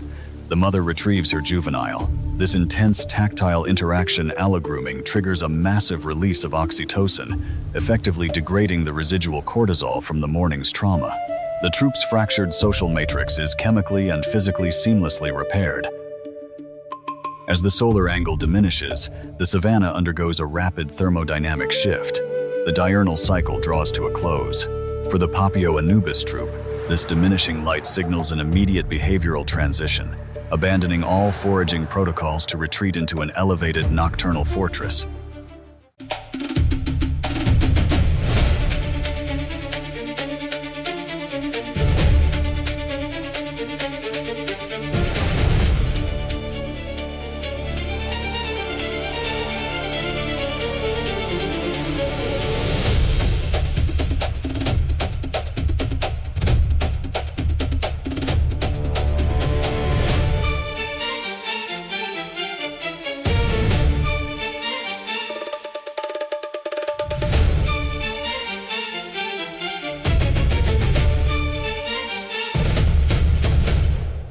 Morning in the rainforest, a cathedral of emerald light. As the golden hour breaks, solar radiation gently filters through a three-dimensional matrix of broadleaf canopy. The air is dry and crisp, awakening a billion stomata to breathe in the dawn. Anchored to the heart of an ancient giant, a tree slowly surrendering its legacy back to the earth, hangs a masterpiece of biological architecture, an exposed wild honeybee colony. To protect their wax citadel from the mounting thermal heat, workers beat their wings 230 times per second, orchestrating a cooling microstorm. At the slightest tremor, sentinels arm their stingers, ready to release isoamyl acetate, a highly volatile alarm pheromone. The wild is always armed. A black bear, consumed by a gnawing hunger, the apex olfactory navigator of this forest. The morning breeze carries a potent chemical signature straight to its receptors. Lipids, proteins, and concentrated sucrose. A high-calorie beacon is locked. With a nasal cavity packed with millions of scent receptors, its sense of smell is 7 times greater than a bloodhound's. It doesn't just smell the honey. It is actively rendering a 3D topographic map to the exact coordinates of the hive.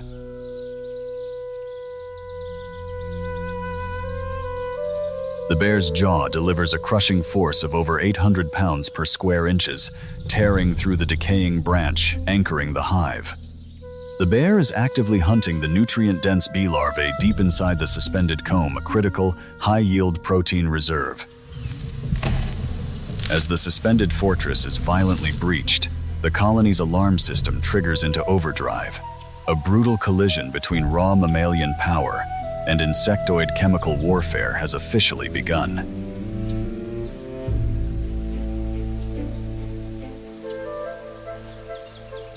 That radiant chemical scent has awakened a second phantom from the jungle's deepest shadows, carrying a primal, gnawing hunger, and propelled by a ruthless caloric deficit. A master of survival steps into the light, Mellivora capensis, the honey badger. Weighing barely 14 kilograms, it faces a competitor 10 times its mass. Yet, fear is a biological mechanism largely absent from its neural circuitry.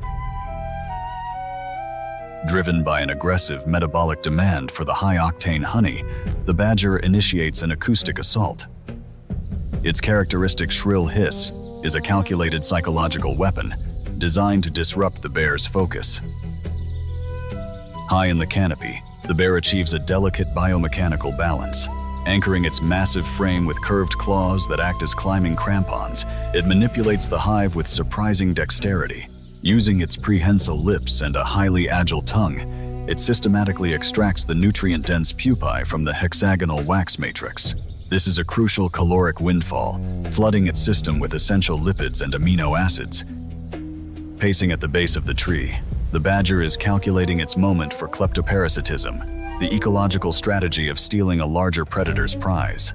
It can afford this extreme audacity thanks to a unique evolutionary defense, an exceptionally thick, rubbery epidermis, completely detached from its underlying muscle. The inevitable confrontation ignites, a clash of biomechanical extremes, the massive bulk of the apex bear against the unyielding ferocity of the honey badger. Without hesitation, the badger launches a direct physical challenge for the caloric prize, proving that in this ecosystem, evolutionary audacity can completely neutralize raw physical dominance. The anchor point snaps. Without structural support, gravity pulls the massive wax citadel down. It plummets to the forest floor, shattering upon impact, and instantly exposed. Over 50,000 bees erupt into a dark insectoid storm. The air is instantly saturated with alarm pheromones, subjecting the combatants to a deafening acoustic and chemical assault. In the face of this overwhelming swarm intelligence, mammalian aggression falters. The sensory overload is absolute, and the biological cost of endurance now far outweighs the caloric reward. Forced to abort the duel, both predators launch into an immediate, chaotic retreat. The apex predator relies on a primal evasion tactic. Plunging into a slow-moving aquatic microhabitat, the black bear uses the water for more than just thermal relief. It is actively neutralizing the chemical markers, washing away the highly volatile alarm pheromones that guide the stings of the swarm. Despite its massive bulk, the black bear is wired with a highly sensitive flight response. When overwhelmed by a collective enemy it cannot physically fight, instinct overrides aggression, dictating immediate spatial distancing. The giant chooses self-preservation.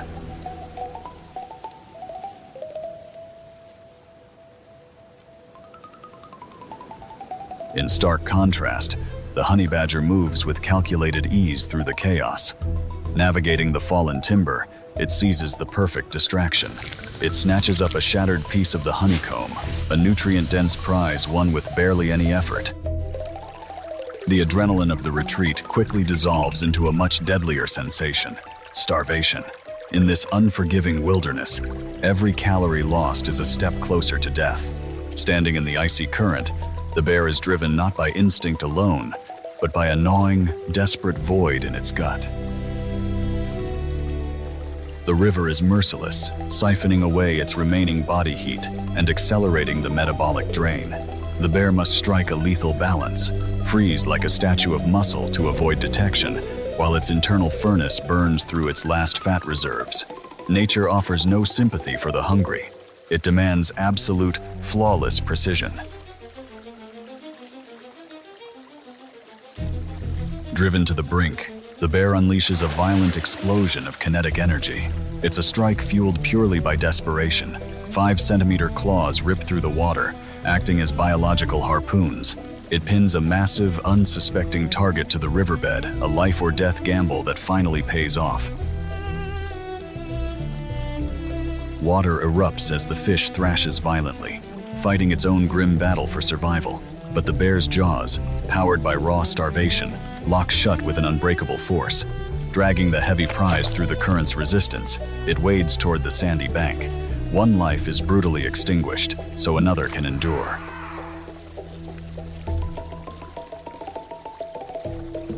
The aquatic struggle is brief.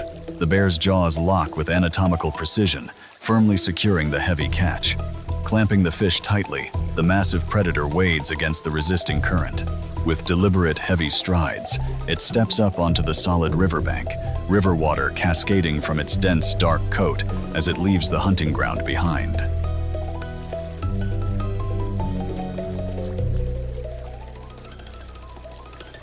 Here, on the safety of the bank, the undeniable rule of the food web is laid bare. The bear focuses on its hard-won meal, a moment of pure survival, prioritizing the vital intake of premium biological fuel. Rich fats and proteins are instantly converted into the energy needed to endure the wilderness. In this ecosystem, hunger is the ultimate driving force, shaping a relentless cycle of adaptation just to see another dawn.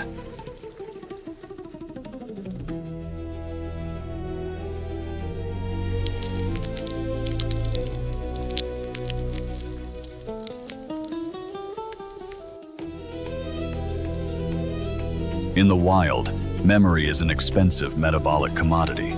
There are no grudges held here, no vendettas pursued. The chaotic clashes of the day are quickly erased from neurological priorities, making way for the immediate and absolute demands of survival.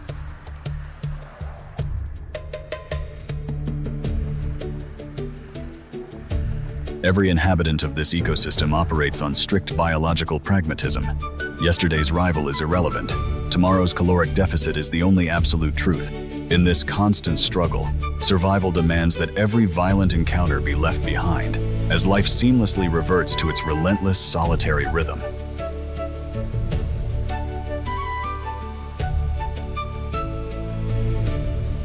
For the bear and the badger, it is simply another rotation of the earth, a relentless, beautiful loop of raw survival, continuing under the fading light of the natural world.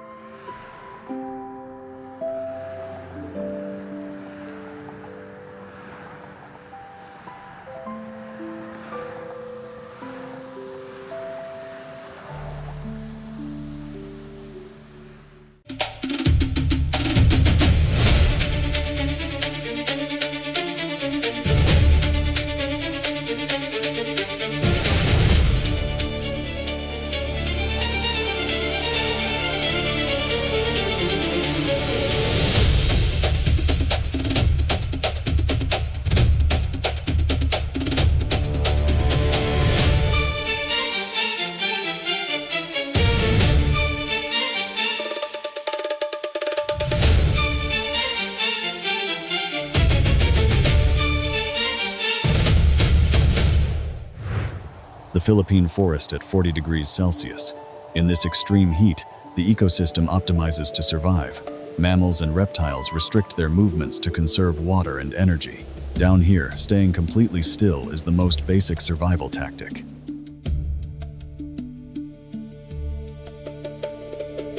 For the prey, survival is based on cryptic behavior.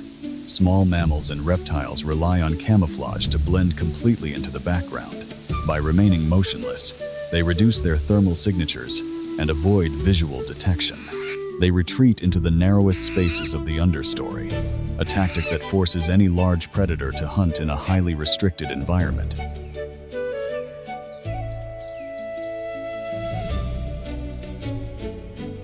Within this vast but dense labyrinth, survival requires advanced cognitive processing. For highly intelligent mammals, the primary strategy is constantly calculating environmental risks. Their ecological rivals are often opportunistic reptiles, specialized in climbing to ambush and steal. Between them, it is a continuous game of situational awareness. Lacking overwhelming physical strength, the smaller mammals must rely entirely on their intellect to outmaneuver these localized threats.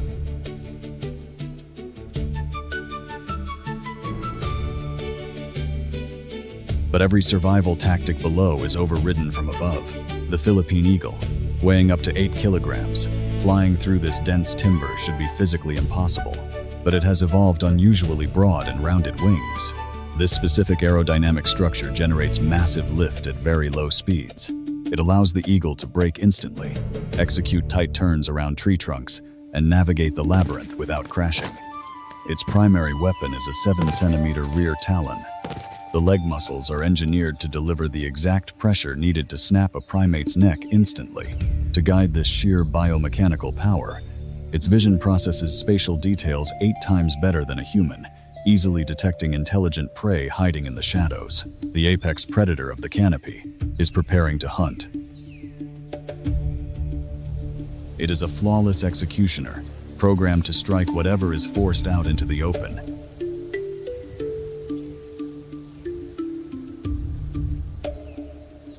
Elevated within the complex strata of the mid-canopy, this arboreal zone is controlled by a highly complex mammalian society, the long-tailed macaque. Their survival in this tangled network of branches relies on advanced neurobiology. Their brains process stereoscopic color vision, an evolutionary trait that allows them to instantly calculate distance, depth, and the structural integrity of every branch before making a jump. Living in troops of up to 30 individuals, they operate on a strict matrilineal hierarchy. In this extreme heat, minimizing physical exertion is critical. They maintain social stability and reduce internal conflict through allogrooming. This specific tactile stimulation triggers endorphin release, effectively lowering the troop's overall heart rate and conserving vital metabolic energy. Their intelligence extends beyond social bonds into advanced ecological mapping.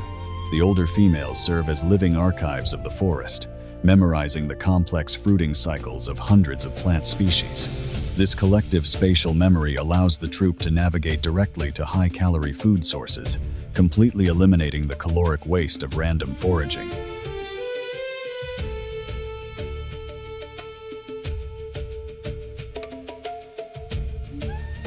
This ecological intelligence is bound by an unbreakable social cohesion. To protect the troop, sentinels take the most exposed vantage points to operate a categorized acoustic network. Issuing an alarm is an act of biological altruism. The caller deliberately exposes its own position to save the community. Using distinct vocal frequencies, they instantly inform the troop whether to brace for an aerial strike from an eagle or a ground ambush from a reptile. Here, they do not survive as individuals, but as a synchronized superorganism.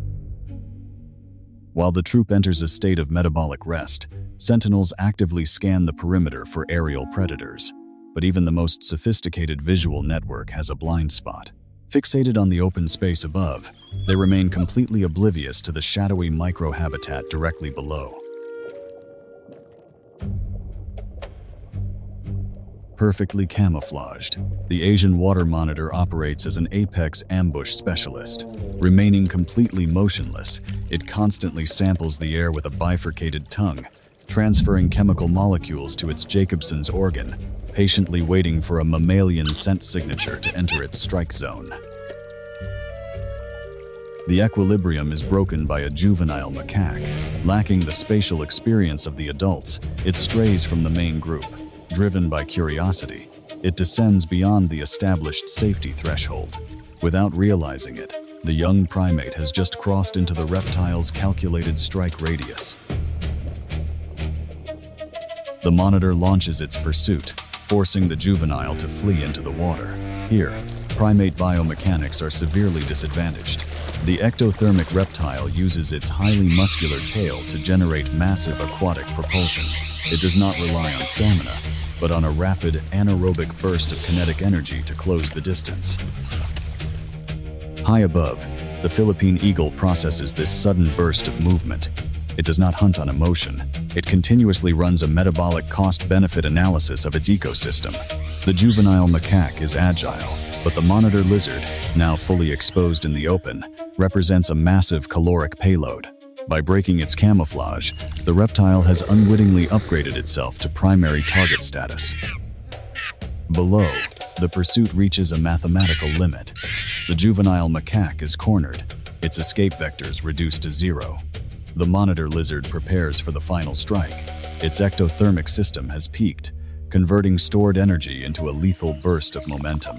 For the young primate, the biological clock has effectively run out.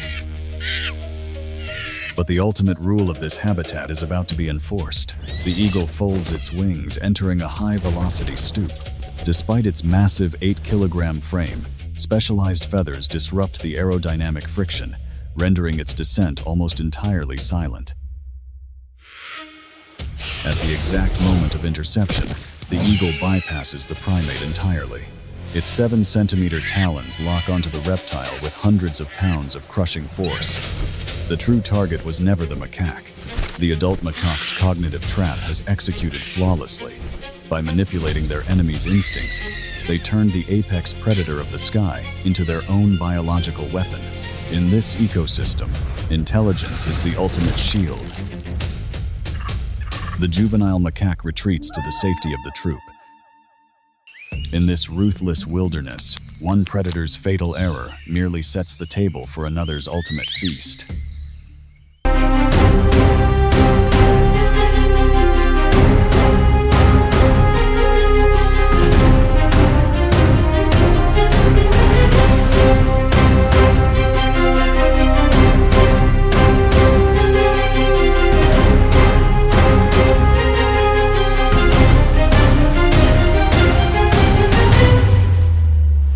A realm forged in fractured stone and suffocating ice. Welcome to the roof of the world.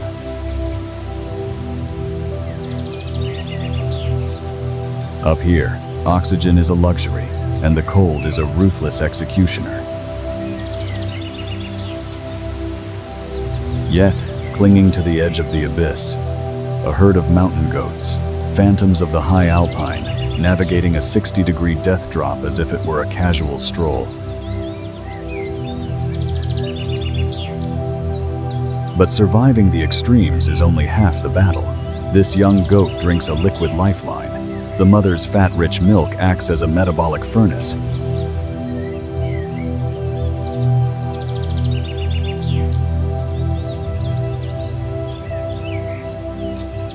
For the mountain antelope, extreme altitude is their armor.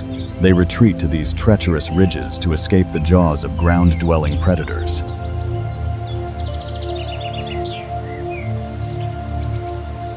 Safe above the tree line, they believe they are untouchable.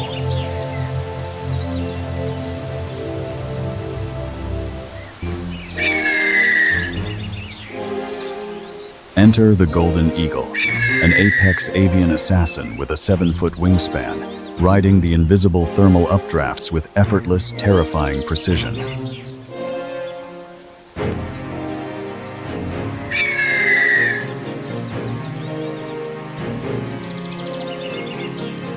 Forced to cross deep snow, the antelope's greatest defense, their speed, is instantly stripped away. They are vulnerable.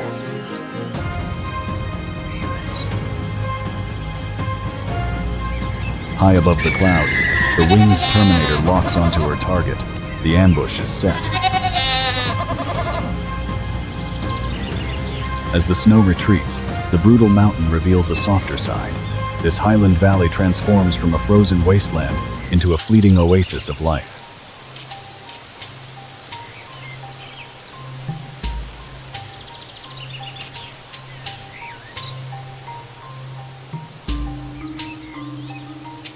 The warming sun triggers an explosion of nutrient-dense vegetation across the slopes, a temporary feast, served on a grand scale.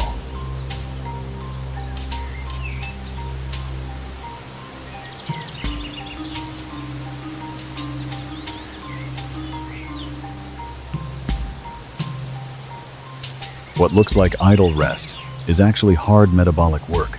They ruminate, maximizing the nutrient extraction from every single blade of grass.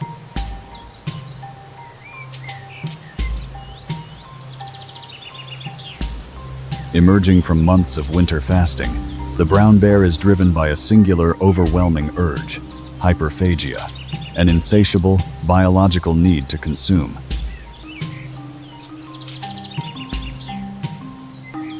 The river, it is a vital artery of life, but also a fiercely contested arena. Here, strict hierarchies dictate survival.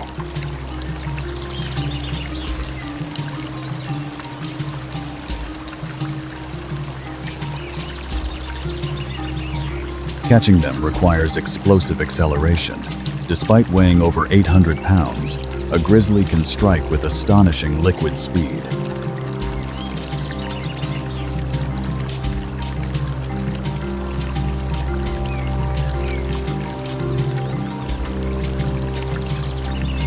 Each bear employs a distinct strategy. Some stand like statues, instinctively calculating the optical refraction of the water to gauge the exact depth of their prey.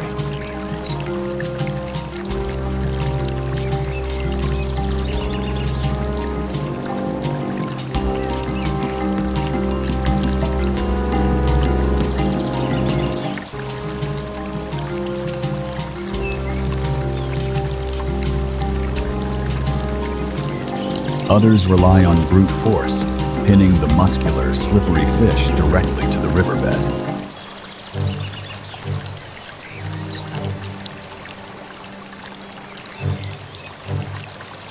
In times of abundance, the bears become selective gourmets. They prioritize the skin, brains, and roe the parts richest in essential fats.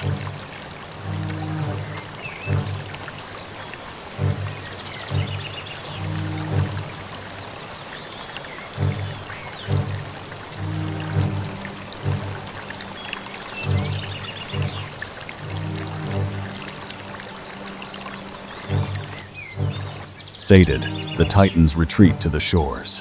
The frantic urgency subsides, replaced by the heavy lethargy of digestion. Driven by an insatiable biological imperative, this apex predator patrols the treacherous alpine slopes. Every calorie burned climbing must be replaced with flesh.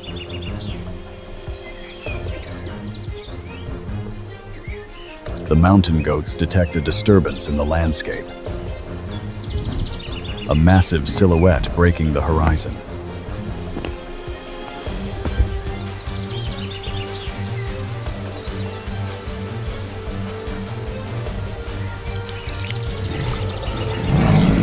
The ambush breaks, accelerating with terrifying speed.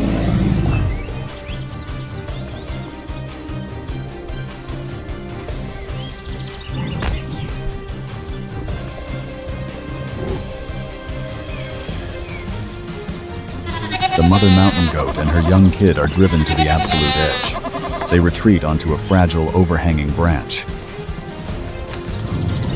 The grizzly bear brings 1,000 pounds of lethal force, but physics is the ultimate equalizer.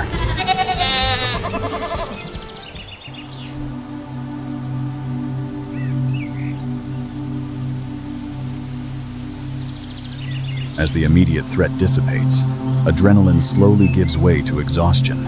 Bathed in the golden glow of the alpine sunset, The mother mountain goat and her young kid reclaim their sanctuary. In this unforgiving vertical kingdom, life is a delicate, razor-thin balance, where one calculated step dictates who lives to see another dawn.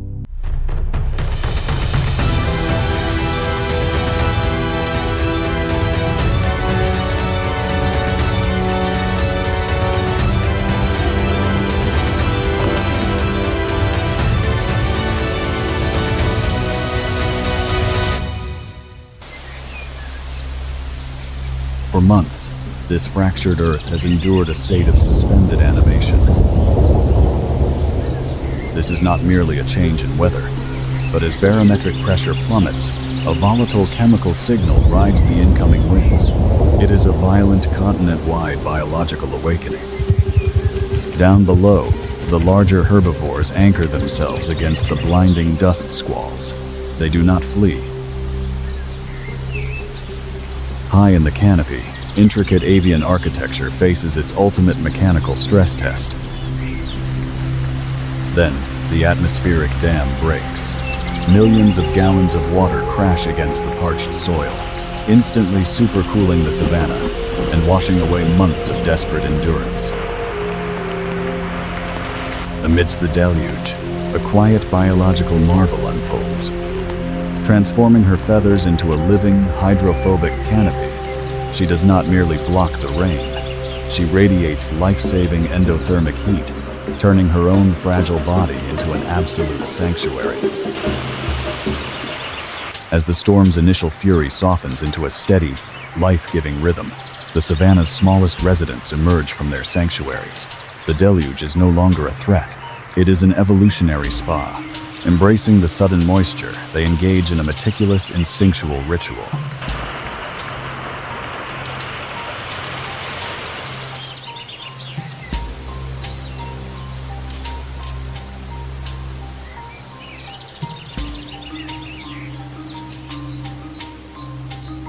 As the storm clouds fracture, the saturated earth responds with an explosive biological bloom. The savannah is instantly flush with invertebrate life.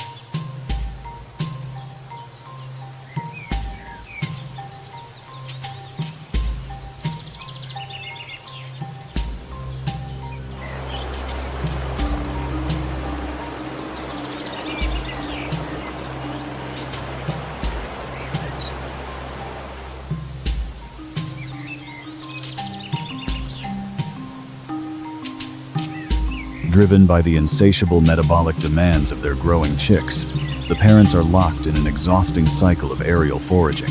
Every delivery of high-yield protein is a delicate calculation of energy spent versus energy gained.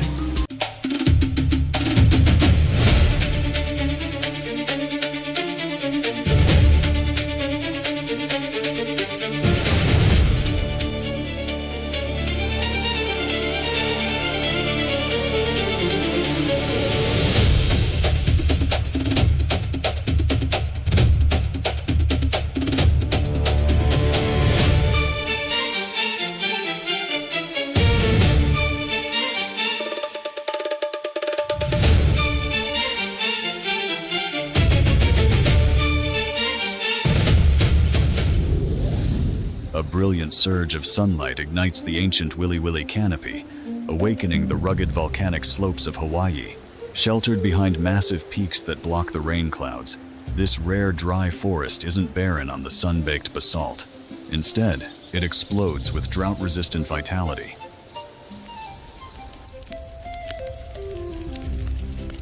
Bathed in this sun-drenched arena, a female pheasant orchestrates her reproductive cycle.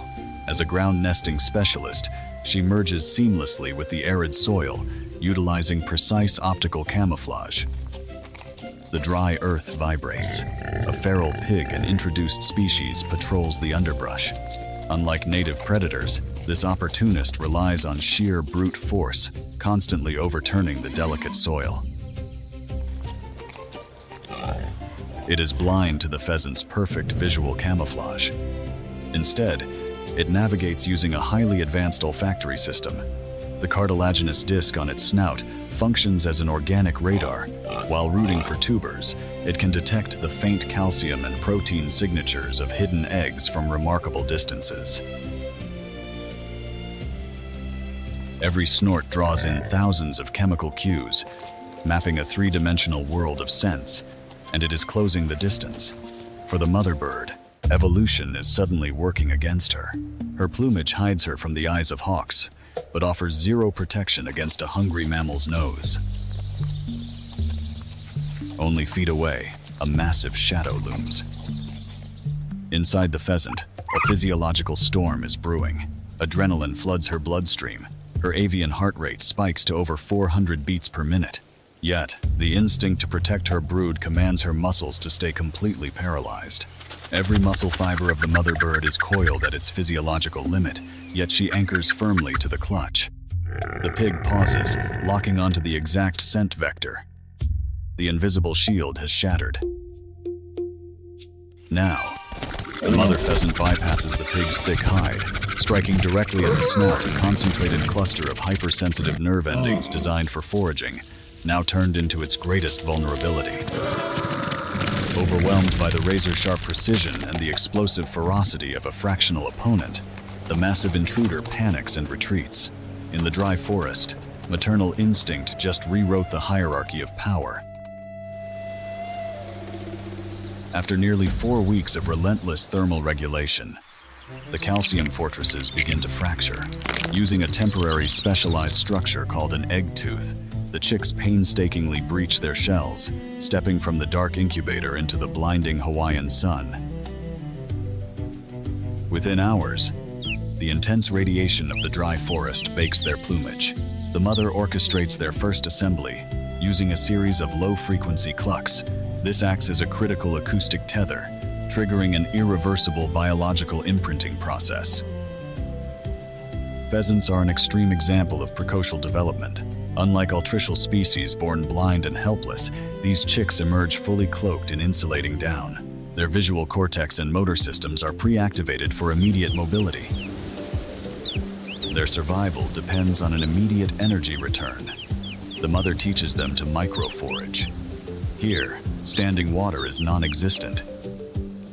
Their targets are hidden seeds and moisture-rich arthropods, providing the potent protein and vital hydration required to endure the heat. The chicks instinctively mimic their mother's precise movements, learning to blend their disruptive coloration against the dappled shadows. They are miniature ghosts in training. But the dry forest is never truly safe. As the sun climbs higher, shifting thermal winds carry the fragile scent of the newborn chicks across the landscape. And in this unforgiving ecosystem, vulnerability is an open invitation. From the shadows, a new predator is already tracking their coordinates. The real battle for survival is just beginning. In the dappled shade of a willow-willy tree, a pair of eyes locks onto the vulnerable flock. This is the feral cat, an apex ambush predator introduced to an island that never evolved to defend against it. To close the distance in a forest filled with brittle, dry leaves, the feline utilizes a masterpiece of anatomical engineering. It lowers its center of gravity.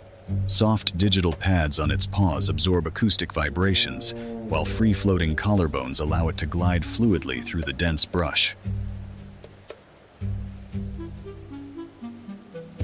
For a visual predator, erratic motion is a fatal biological trigger.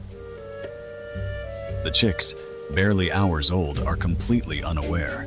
Their micro-foraging movements stimulate the cat's hyper-reactive visual cortex. With forward-facing eyes, the feline calculates exact binocular depth perception, mapping a precise trajectory for a lethal strike.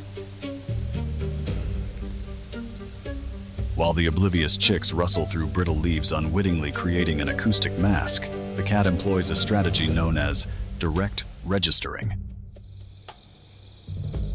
By placing its hind paws exactly into the prints of its front paws, it closes in on the young, reducing its acoustic footprint to absolute zero. A few chicks have unknowingly breached the safety perimeter. The distance to the fragile targets is now reduced to mere meters. The feline's muscles coil like biological springs, storing massive potential energy in its hindquarters. The gaze is locked onto the straggler. The ambush is set. The mother pheasant becomes a wall of feathers and fury, launching a barrage of metatarsal kicks. These keratin-sheathed spurs are driven by powerful leg muscles, turning a ground-nesting bird into a formidable combatant. Faced with blinding strikes to its facial nerves and an overwhelming display of maternal aggression, the feline recalculates the risk. The element of surprise is gone. The mammalian assassin concedes defeat, retreating into the shifting shadows of the dry forest.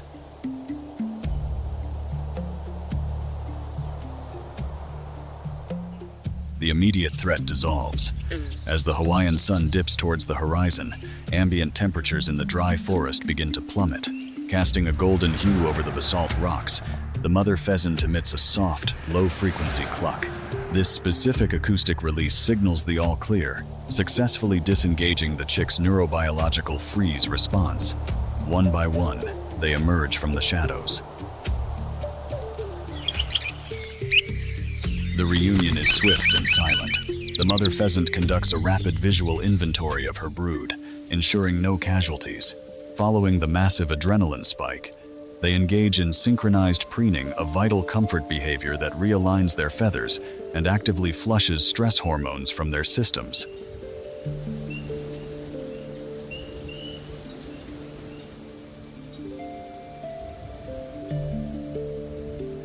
Basking in the fading thermal warmth, the brood actively absorbs the last of the solar radiation to stabilize their core temperature before nightfall. This tiny family has just defied the brutal mortality rates of the leeward slopes. In this sun-baked theater of survival, an uncompromising maternal instinct ensures that tomorrow, life marches on.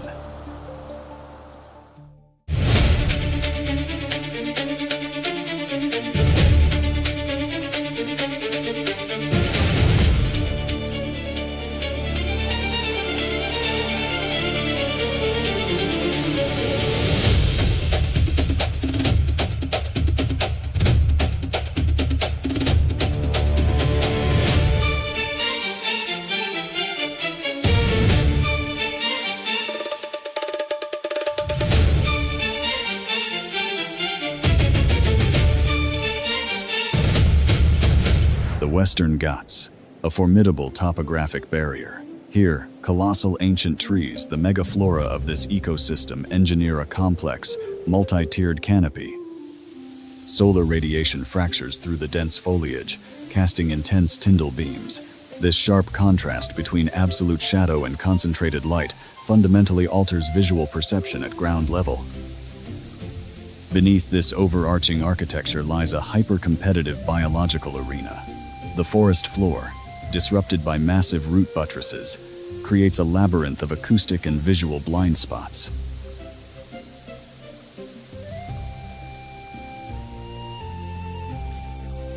Survival here is governed by spatial geometry. Predators hyper-specialize in disruptive coloration, synchronizing their movements with the shifting sun shafts to execute lethal, zero-margin ambushes. A melanistic leopard. Born with a genetic surge of dark pigment, he is a living ghost within this sun-dappled forest. Here, shadows are the ultimate weapon, and evolution has forged him into the perfect assassin. Even in the gloom, nothing escapes him. His hypersensitive whiskers are currently mapping the microshifts in the air. He isn't just looking for his prey, he is feeling its breath. Just yards away, a herd of foraging herbivores. Their ruminant biology demands constant feeding, tethering them to the open ground.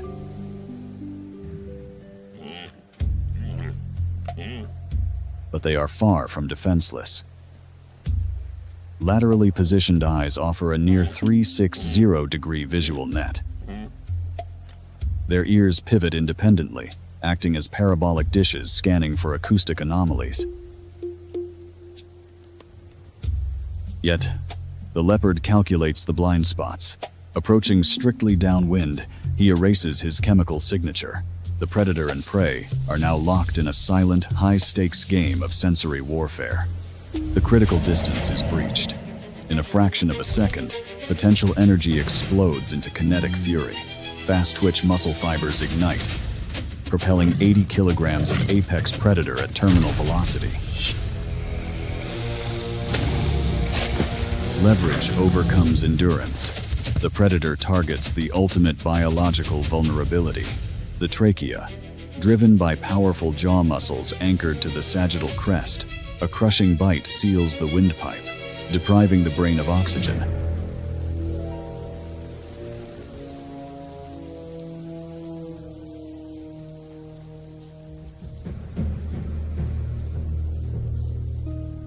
Deep within the undergrowth, a contrasting narrative unfolds. A female leopard and her cubs. Born blind and almost entirely dependent, these altricial cubs represent a massive biological investment.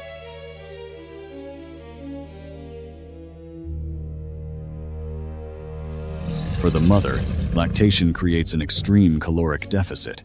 Her metabolic rate has nearly doubled. To sustain milk production, minor prey is no longer viable. She requires a massive influx of ungulate protein.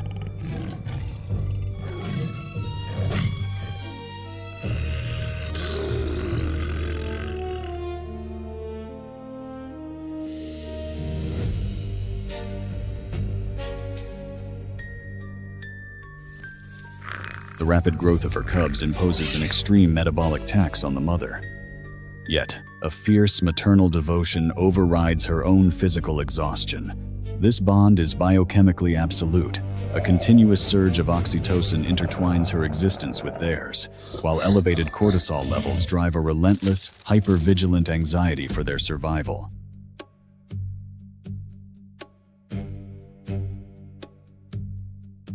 The wind shifts, carrying the unmistakable olfactory signature of a fresh kill. Initiating a new hunt now risks depleting her final energy reserves. But kleptoparasitism, stealing an existing carcass, offers a high-yield alternative. The confrontation is immediate. Feline combat is rarely a test of endurance. It is a hyper-violent exchange of fast-twitch muscle strikes. The female, supercharged by maternal endocrinology, completely overrides her instinct for self-preservation. The female leopard's claws act like sharp grappling hooks, aiming to strike muscle groups and instantly disable her opponent. Furthermore, the physical advantage is completely one-sided. The black leopard is starved of oxygen, and his muscles are still burning with lactic acid from the recent takedown. The exhausted black leopard retreats. Driven by the absolute biological imperative to nourish her cubs, the female leopard secures the prize, momentarily rewriting the apex hierarchy of the forest floor. The clash is over, but the physical toll is severe. The female leopard's respiratory rate spikes, acting as a rapid cooling mechanism to lower her dangerously high core temperature after the fight.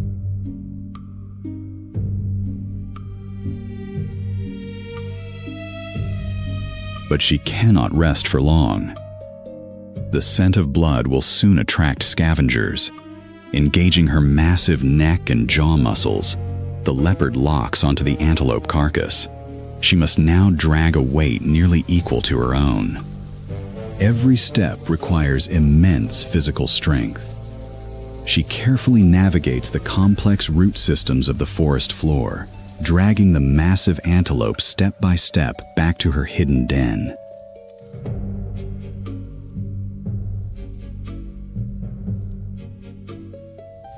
The energy cycle is complete. The rich protein from the antelope carcass will directly fuel the rapid growth of her cubs, ensuring the leopard's bloodline continues to survive in the unforgiving Western Ghats.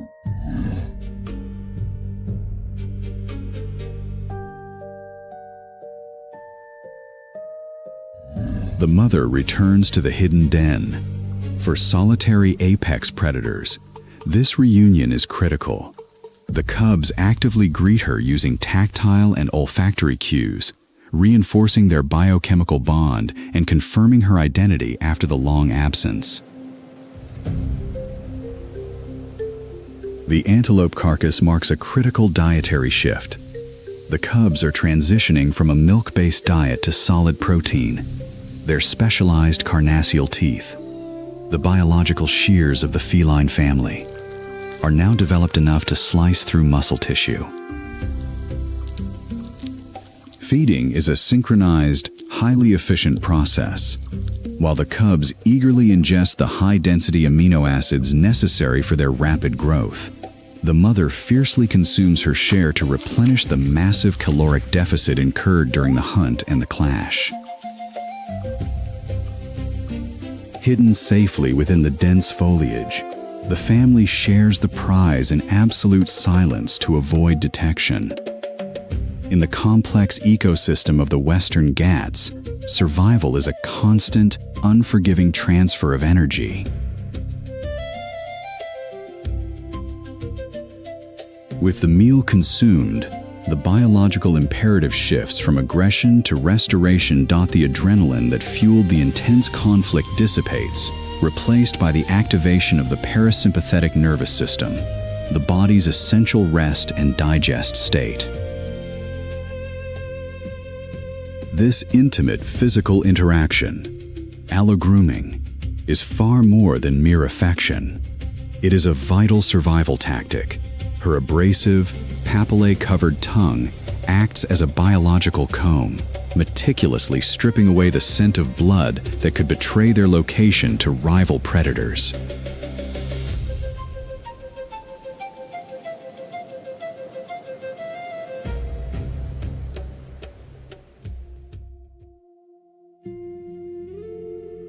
As the Earth's rotation alters the angle of solar radiation, the visible light spectrum shifts. Twilight descends upon the ancient canopy. The Western Ghats never sleep. As diurnal activity ceases, a new demographic of apex predators awakens.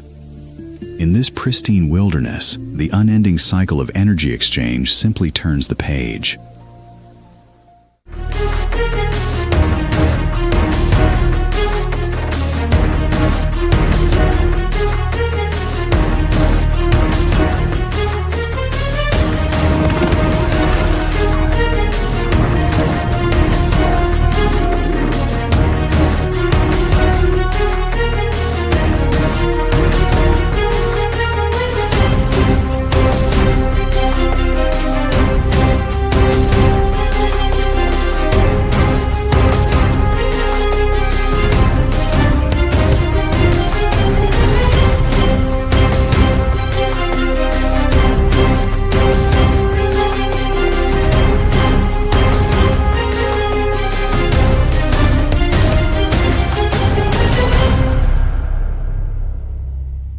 Dawn breaks over the African savannah, igniting a timeless crucible of life. Peace is merely a fleeting illusion, and survival is a currency earned by the second.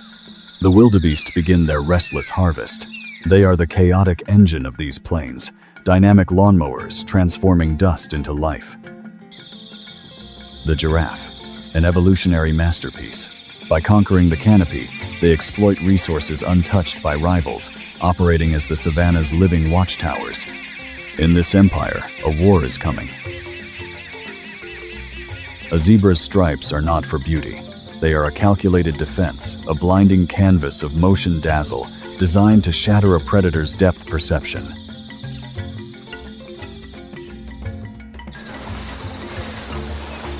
A few miles away, the river provides a brief sanctuary.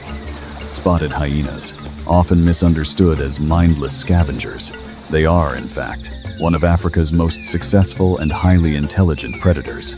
Here, in the water, they lower their core body temperature. It's not just play, it's preparation.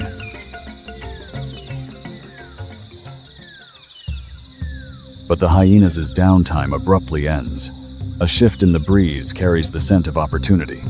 Led by an alpha female, the clan locks onto their target. Their awkward gait is deeply deceptive. They aren't built for a quick sprint. They are relentless pursuit predators, engineered to run their prey into the ground. Blissfully unaware, the zebras continue their slow, rhythmic march. There is no tension here, just a peaceful drift across the wild plains. The hyenas halt. Now, the hunt begins. Oblivious to the eyes burning into them, the striped sentinels march on. Total silence, no iconic laughter.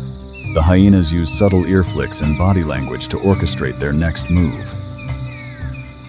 The predators slip into the dry brush. Their spotted coats, acting as disruptive coloration, melt perfectly into the dappled shadows.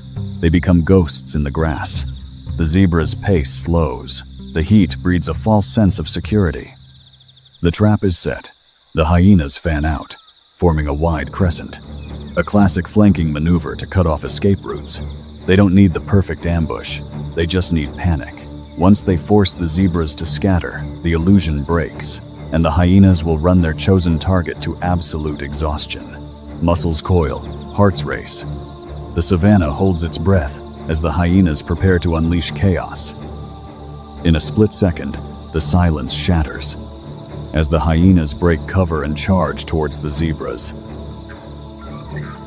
The zebras continue to graze. Each mouthful of grass drops their line of sight, anchoring them to the earth while danger coils just out of view. Suddenly, the hyenas surge forward. They launch their assault, closing the gap with terrifying efficiency. There is no roar, only the rapid thud of paws hitting the dry earth. A shift in the acoustic landscape alerts the zebras. Swiveling ears catch the approaching threat, and in an instant, grazing turns to flight.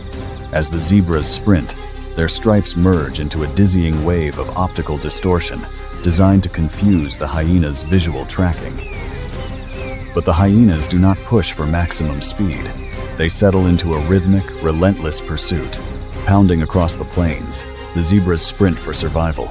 The hyenas, built for unparalleled stamina, simply maintain their pace, slowly chipping away at the gap. The zebras push their massive lungs to the limit, pounding across the savannah in a desperate bid for distance. Believing they have gained enough ground, the zebras abruptly halt. They turn to observe and rely on their sharp eyesight to measure the remaining danger. It is a fatal miscalculation. The hyenas crest the ridge, bringing them right into striking range. Panic sets in. The zebras freeze. They stand completely still, locked in a state of high-stress paralysis. The hyenas complete their maneuver. The crescent closes into a tight circle, and the zebras are surrounded. The hyenas strike. They do not aim for the throat. They target the hind legs. A brutal tactic designed to cripple the zebra's mobility. Every bite is a calculated attempt to anchor a 1,000-pound animal to the earth.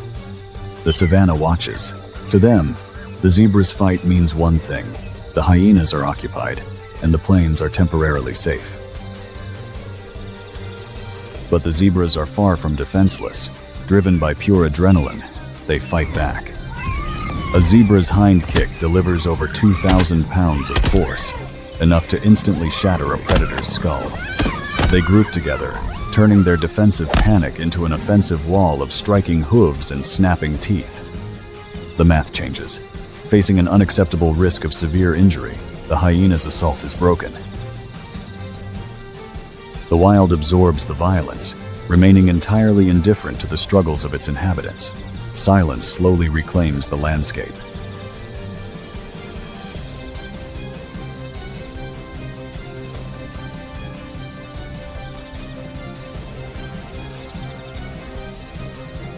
Beaten and exhausted, the hyenas retreat.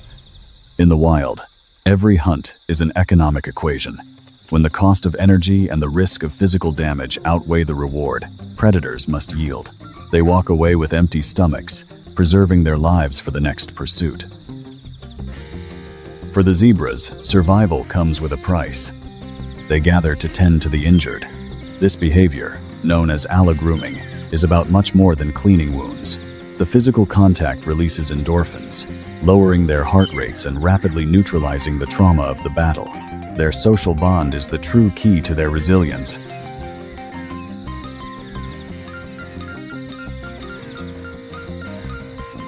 As the sun dips below the horizon, the temperature drops.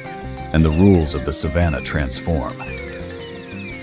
Day transitions to dusk, painting the sky in fiery hues. The failing light will soon strip the zebras of their visual advantage. It is a brief moment of tranquility, the closing chapter of today's crucible.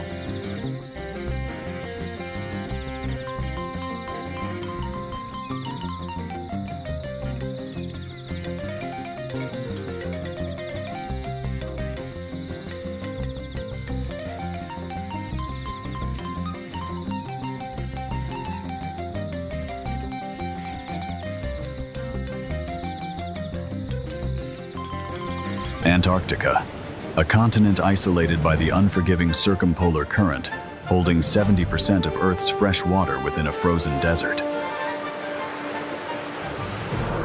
Here, the cryosphere dictates all biological rhythms. During winter, the sea ice expands to cover an area larger than the continent itself, effectively doubling Earth's reflective surface. This extreme albedo effect plummets temperatures drastically, while the rapid cooling of high-altitude air generates relentless katabatic winds that sculpt the frozen topography. Yet, this freezing and dynamic matrix is far from a dead zone. Nutrient-rich upwellings driven by the ice mechanics fuel a massive hidden marine ecosystem beneath the surface.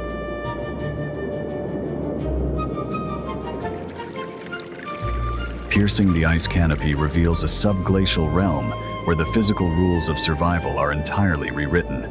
Here, the ocean remains liquid at sub-zero temperatures, stabilized by extreme salinity and crushing hydrostatic pressure. In this twilight zone, the base of the food web operates entirely suspended in the water column. Vast clouds of drifting microorganisms are systematically harvested by highly efficient filter-feeding swarms, instantly converting primary biomass into dense mobile protein. To inhabit this freezing abyss, the residents have evolved biochemical miracles. Many predators circulate antifreeze glycoproteins within their bloodstream, preventing the crystallization of cellular fluids while operating at a radically reduced metabolic pace. This subglacial ocean operates not as a chaotic battleground, but as a synchronized ecological network. There is no wasted motion, ensuring absolute efficiency in a resource-limited habitat. Beneath the static, frozen shell of Antarctica, a finely tuned biological engine quietly sustains the perpetual cycle of life.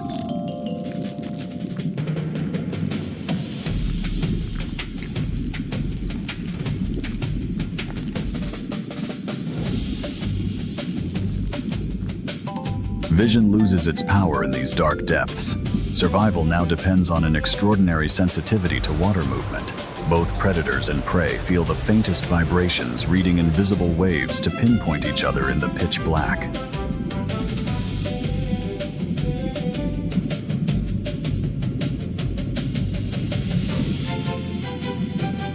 On the ice, the colony acts as a single thermal regulatory unit. Tightly huddling minimizes their surface area, creating a microclimate to resist extreme heat loss. But their high metabolic rates demand constant refueling. Leaping into the freezing ocean to hunt, the penguins transform instantly.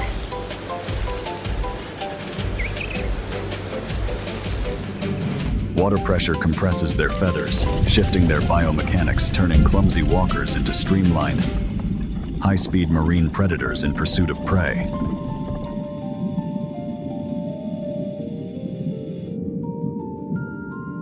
Plunging into the deep triggers an extreme biological response. Their heart rate plummets from 200 to just 20 beats per minute, heavily conserving internal oxygen for a prolonged hunt.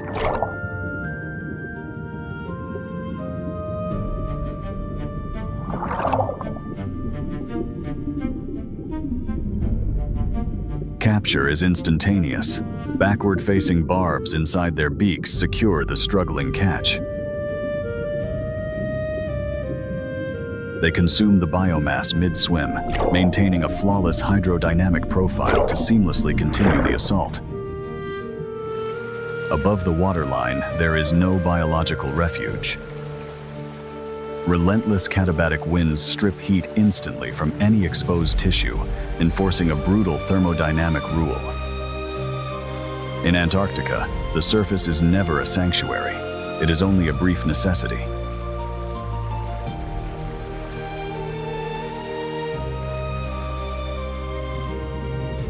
In the shadows of the ice, a completely different biological machine awaits. The seal utilizes countershading a dark dorsal profile that renders it virtually invisible against the deep abyss. It does not rely solely on sight. Highly innervated vibrissae on its snout detect the exact hydrodynamic wakes left by the swimming penguins, tracking their spatial signatures in the water. Positioned below, it exploits the bird's visual blind spots. Locking onto their trajectory, the predator converts its massive mass into kinetic energy, executing a sudden lethal vertical strike. The pursuit ignites. The seal propels its massive frame forward, overcoming immense water resistance through raw muscular output. In open water, its top speed rivals the penguins, turning the ocean into a high-speed ballistic corridor.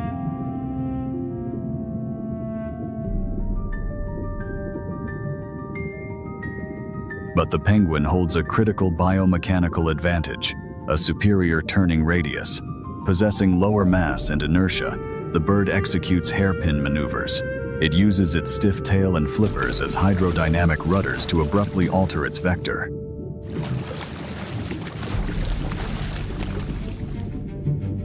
The seal's greater mass becomes a physical liability in sharp turns. However, it compensates with sheer acceleration. This relentless chase pushes both animals into anaerobic respiration. Lactic acid floods their muscles as they burn through their finite oxygen reserves.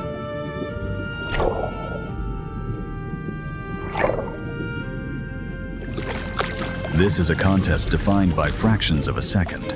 Survival is no longer just about speed, but about outlasting the predator's physiological limits. In this evolutionary arms race, every micro-adjustment determines who survives and who fuels the ecosystem.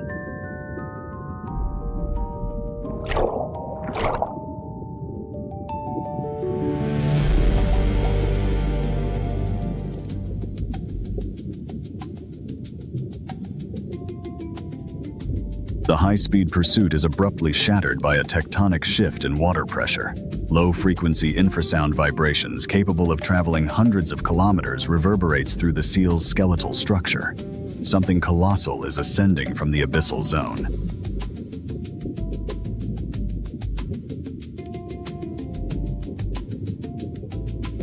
The blue whale, the largest biological mass ever to exist on Earth. While its anatomy dictates a strict diet of krill, not seals, its sheer scale turns the ocean into a hazardous vortex. It has arrived to exploit the exact same nutrient-dense swarms that drew the smaller predators here.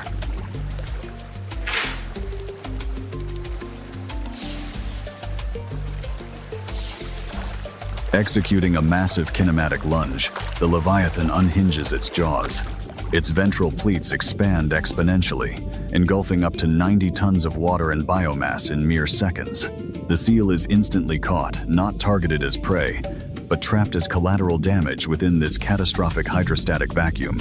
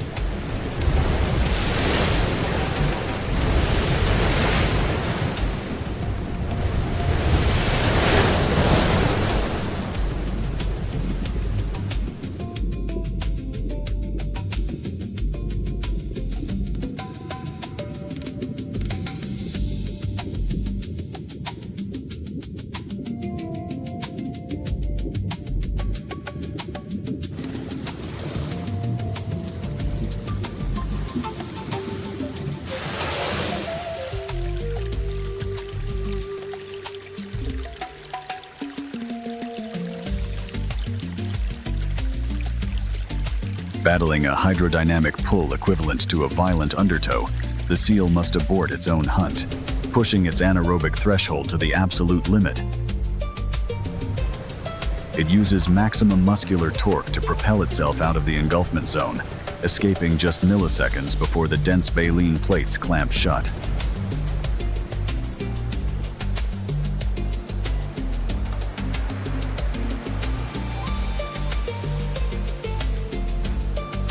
The predator becomes the fugitive. In the hyper-competitive waters of the Southern Ocean, survival is dictated not only by speed and agility, but by navigating the indifferent, overwhelming mechanics of the ocean's true titans.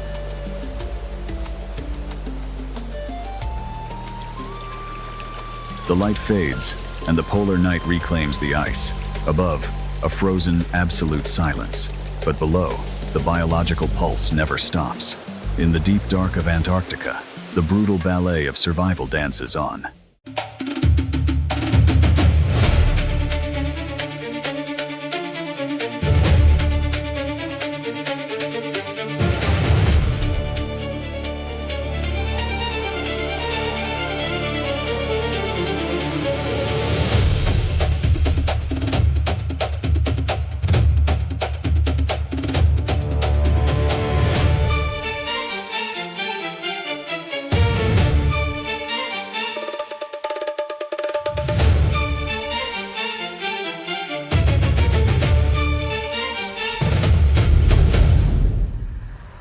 Bathed in the light of dawn, the savannah stands as a thriving architectural marvel. Billions of grass blades intercept the early rays, forming a dense, structurally complex canopy. It is a highly efficient biological engine, transforming this optimal light into a sprawling, impenetrable terrestrial labyrinth. The inhabitants of the savannah drift in quiet harmony, foraging within an illusion of perfect peace. Yet, this lush abundance weaves a formidable wall. The interwoven blades create a veil that completely swallows the line of sight. For these gentle wanderers, survival is the quiet art of navigating blind spots, an ecosystem woven entirely from physical concealment. Down at the soil, lush abundance weaves a formidable wall. The interwoven blades create a veil that completely swallows the line of sight. For those who dwell in the undergrowth, survival is the quiet art of navigating blind spots. This is an ecosystem woven entirely from physical concealment. Yet, every illusion of concealment shatters when observed from above. Taking to the vertical axis, the avian hunter glides effortlessly over the terrestrial wall. Through complex acoustic frequencies, unseen avian residents synchronize their ecological rhythms, weaving an invisible auditory grid across the canopy. Others engage in meticulous preening, realigning the microstructures of their feathers to restore absolute aerodynamic perfection. From harvesting dewdrops to gleaning seeds, they seamlessly integrate into the labyrinth. Each feathered silhouette finds its precise ecological niche, composing a gentle, breathing poetry of the morning savannah. While most avian predators rule from the sky, an evolutionary anomaly stalks the terrestrial matrix: the secretary bird.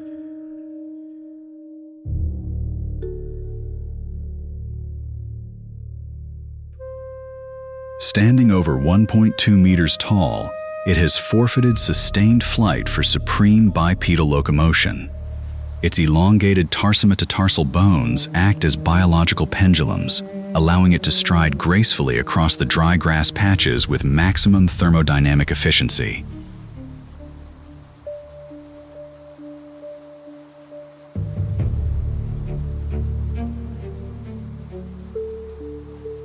In a habitat where height dictates survival, its towering stature is a strategic advantage.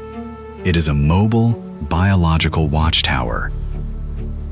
The predatory gaze is locked, It utilizes binocular vision to calculate distance and depth with absolute geometric precision. Piercing through the sun-bleached stalks, these eyes filter out optical noise, searching for the slightest morphological anomaly hiding in the dust.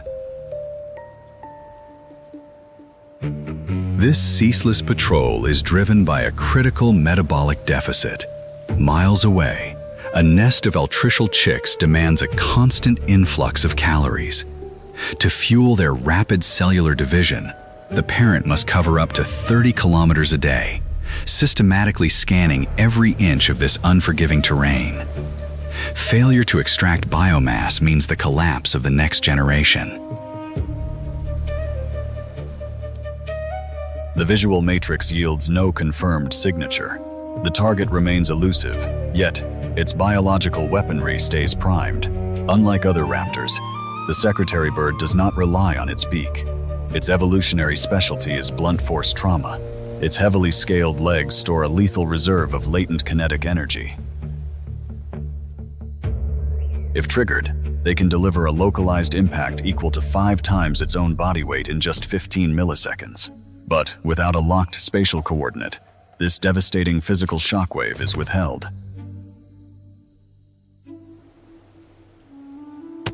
The energy transfer is postponed. The metabolic pressure on the parent continues to mount. With no biomatter secured, the relentless stride resumes. In the vast concealing geometry of the savannah, the secretary bird must constantly bridge the gap between infinite patience and impending starvation. It remains an apex predator bound to the earth, continuing its relentless scan of the plains, one calculated step at a time. The savannah is an ocean of kinetic noise. The breeze constantly manipulates the grass, generating thousands of false visual triggers. To avoid striking at phantoms, the secretary bird employs an advanced neurological filter. By processing structural frequencies, it isolates the chaotic rhythm of the wind from the deliberate, localized friction of a biological entity. The neurological filter finally isolates the ultimate target, a venomous snake. The friction of scales against dry earth provides exact spatial coordinates, allowing the secretary bird to calibrate its lethal kinetic strike. This is not mere prey. It is a living syringe loaded with hemotoxic venom.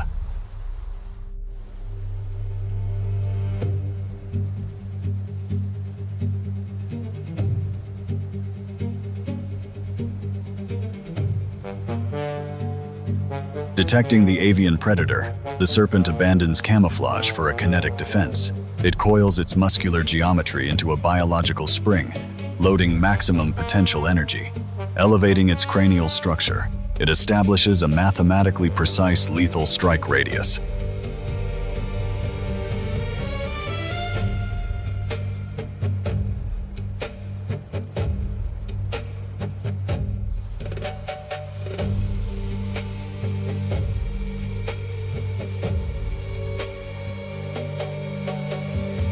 The savannah plunges into an absolute thermodynamic stalemate. The secretary bird breaches the lethal zone. It unfurls its wings not for flight, but as optical decoys to disrupt the snake's thermal and visual tracking. In this high-stakes biomechanical duel, the first to miscalculate the millisecond reaction threshold will be consumed.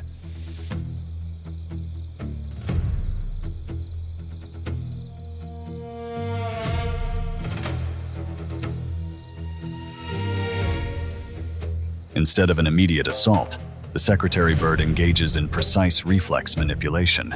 It performs micro-feints, shifting its weight and rhythmically bobbing its cranial structure to constantly recalibrate its depth perception. The avian predator is intentionally testing the serpent's trigger threshold, attempting to provoke a premature strike. For the serpent, maintaining this coiled geometry demands an immense expenditure of cellular energy.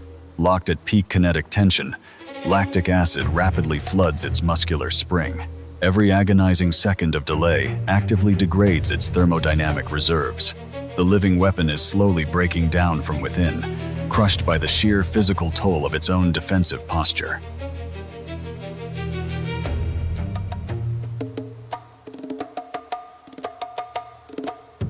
Every calculated step is designed to measure the exact striking arc of those venomous fangs. By forcing the snake to remain coiled at maximum tension, the bird slowly drains its opponent's thermodynamic reserves. It is dismantling the biological spring, one agonizing second at a time. The snake strikes at blinding speed, but the secretary bird's reflexes outpace physical acceleration. Its chaotic wing shield absorbs the snake's venomous bite into harmless feathers. The secretary bird's legs become biological pistons. A flurry of strikes delivers kinetic shocks 5 times its body weight, instantly overwhelming the serpent's sensory network. One final kinetic transfer. The secretary bird delivers a precise vertical stomp to suppress all movement. The physical shockwave shuts down the central nervous system. The biological syringe is permanently neutralized. The secretary bird takes flight, carrying her hard-won prize to a canopy fortress, a massive nest heavily guarded by a thorny acacia. Inside this secure ecological cradle, the once lethal serpent is repurposed into vital protein, fueling the rapid growth of the savannah's next generation of apex predators. The scent of fresh protein rarely goes unnoticed. A new chemical signature drifts across the savannah, instantly intercepted by the highly evolved olfactory bulb of a honey badger.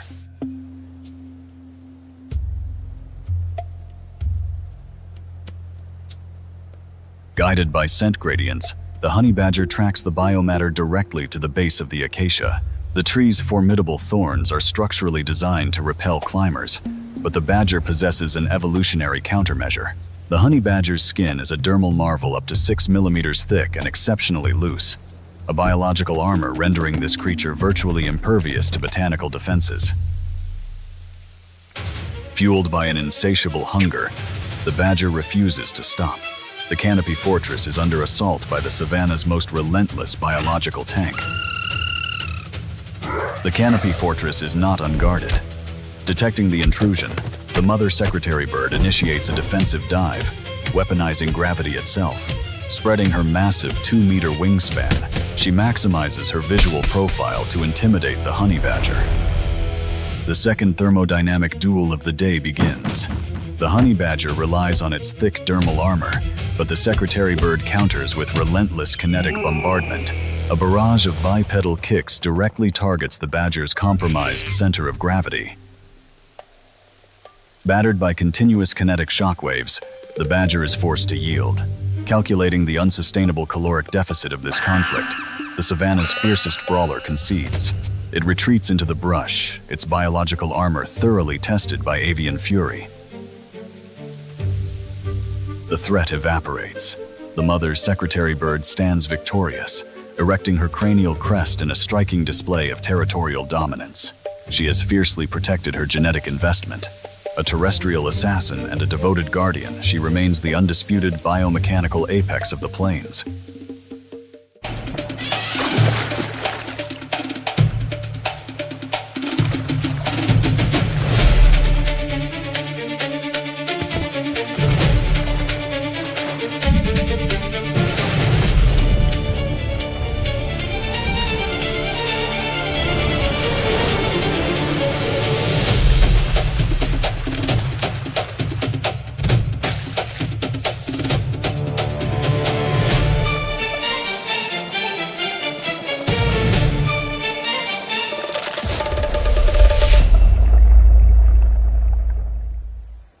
Spanning across the equator lies a biological engine that has run uninterrupted for over 50 million years.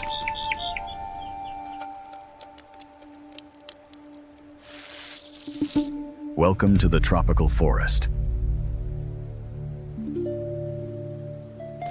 Driven by constant equatorial temperatures, the rapid cycle of growth and decay transforms this ecosystem into the most productive biome on Earth. It is a theater of quiet prosperity. Apex predators emerge through the foliage, moving with biomechanical precision, where dense flora amplifies the slightest rustle. Each footstep is calculated to erase all acoustic signatures.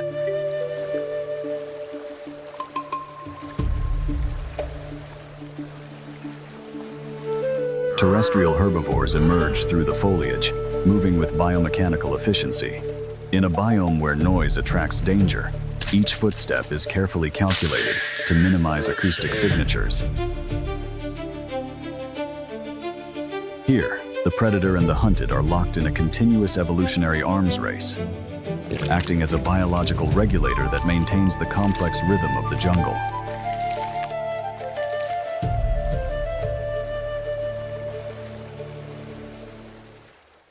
In these tannin-rich aquatic arteries where optical visibility is rendered obsolete, aquatic organisms rely entirely on specialized mechanoreceptors to decode microscopic fluid displacements, mastering this turbid environment through a highly evolved hydroacoustic awareness. In these turbid depths, the red-bellied piranha operates as a specialized opportunistic predator. Evolved olfactory pits decode the water chemistry, isolating blood-borne amino acids at a mere 1 part per million.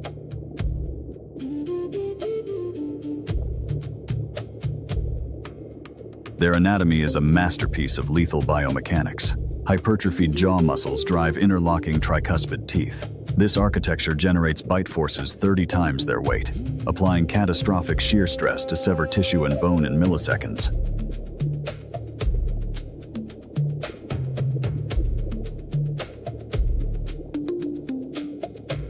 Biologically, their dense schooling acts as a defensive matrix. Yet, this formation harbors a latent, highly coordinated potential, constantly scanning the turbid water for acoustic or chemical anomalies. Moving as a synchronized superorganism, they process low-frequency hydrodynamic shifts. The swarm maintains absolute discipline, acting as a dormant strike force waiting for the precise environmental trigger. Even while simply patrolling, they assert their role as the river's ultimate biological regulators. Their continuous presence ensures ecosystem stability, a dormant engine prepared to process any organic biomass the currents may bring.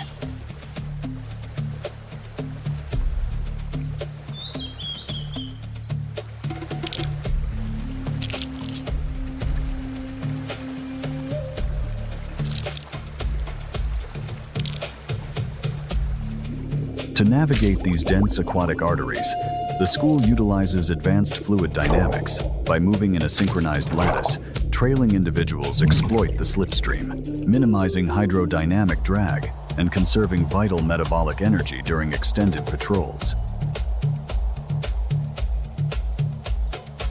Above the waterline, the riparian zone forms a critical ecotone, a biological frontier where terrestrial and aquatic biomes collide.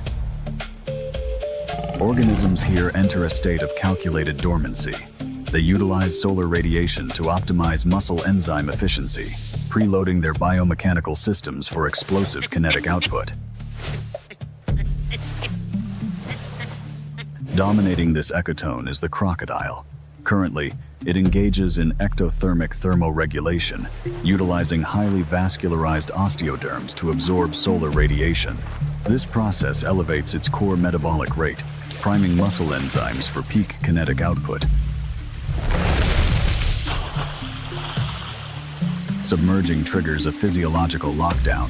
A cardiac shunt isolates oxygen solely for the brain, while precise lung compression achieves perfect neutral buoyancy. The crocodile vanishes into the strike zone. Gliding through the turbid water, the crocodile breaches a critical biological boundary. A microscopic epidermal tear releases a chemical signature of blood-borne amino acids, directly shattering the piranha's sensory threshold. The dormant piranha formation instantly weaponizes. Guided by hydrodynamic tracking, the fish bypass the crocodile's dense osteoderms, hyper-focusing their assault on unarmored vulnerabilities, the eyes, cloaca, and soft connective tissues. The piranha's assault is a relentless mechanical shredding process. Hundreds of hypertrophied jaws apply catastrophic shear stress to the crocodile, executing a high-speed rotational mechanism to systematically extract flesh in milliseconds. The crocodile's violent anaerobic thrashing induces rapid lactic acidosis. As its internal oxygen reserves completely collapse, the reptile is dismantled, ruthlessly processed by the piranhas, the river's ultimate biological incinerators. In a matter of minutes, the massive crocodilian is reduced to skeletal remnants. Its dense biomass is entirely assimilated into the piranha's metabolic network, a hyper-efficient transfer of organic energy. This violent dismantling is not an act of malice, but a critical ecological function. By processing the apex predator, the piranha swarm redistributes vital bionutrients back into the aquatic food web. The turbid waters return to a state of active tranquility. In this ruthless biome, survival is dictated by biomechanical perfection, where every end is simply the biological catalyst for a new beginning.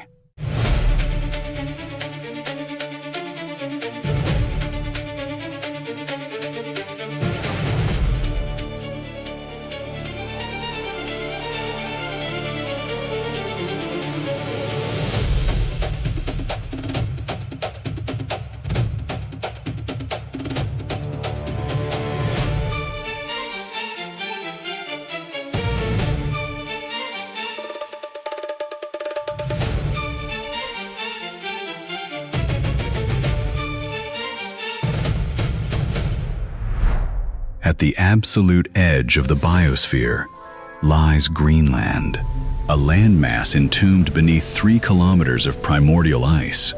Operating as Earth's largest thermal mirror, this blinding expanse repels solar radiation, collapsing surface temperatures to a lethal -50 degrees. On this unforgiving tundra, vegetation is a memory. Flesh is the only high-density fuel, and the hunt is the ultimate biological imperative. In the merciless Arctic, a mother walrus's body is the ultimate sanctuary. Draining her thermal reserves, she transfers life-saving heat to her calf, a true biological sacrifice. To ensure the walrus calf's survival, this sheltering embrace must briefly be broken. The mother leaves the glaring ice to cross into a completely different dimension. Plunging into the Arctic Ocean, she trades the freezing wind for the crushing weight of the abyss. Above, the motionless calf guards its core heat, awaiting the life-saving nourishment. Her mammalian diving reflex takes over. Extreme bradycardia sets in, slashing her heart rate to conserve oxygen locked deep within her myoglobin-rich muscles. Descending to the pitch-black benthic floor, she hunts entirely by touch. Her vibrissa sweep the mud for hidden prey. Every second underwater, weighed against the fragile life waiting above. At the dead end of her oxygen supply, maternal resilience overrides all biological limits. Across the frozen expanse, a mother's devotion is measured in pure sacrifice. Facing a severe energy deficit after months in the den, she silently breaks down her own tissue. She converts her remaining strength into a 30% lipid biofluid, the life-sustaining milk her cubs desperately need. But this miraculous transfer of life carries a heavy toll. She is actively losing over 1 kilogram of body weight every day. To save her cubs from the looming threat of starvation, she must make the hardest choice: to step away from their warmth. Leaving her cubs tucked safely in a state of energy-saving slumber, the mother activates her most vital survival tool. Driven by the urgent need to feed them, her extraordinary olfactory receptors lock onto a vulnerable target. A solitary walrus calf exposed on the open ice, over 30 kilometers away. Closing the distance, the bear becomes a phantom of the ice. Her massive paws, lined with micropapillae for maximum friction, absorb every structural shockwave. Stalking strictly against the wind, she weaponizes the elements to mask her fatal approach.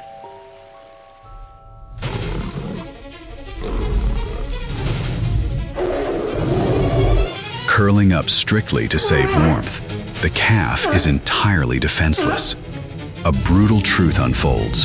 One family's survival demands another's sacrifice. Just as the bear's fatal blow is about to land on the calf, the ocean erupts. The mother returns.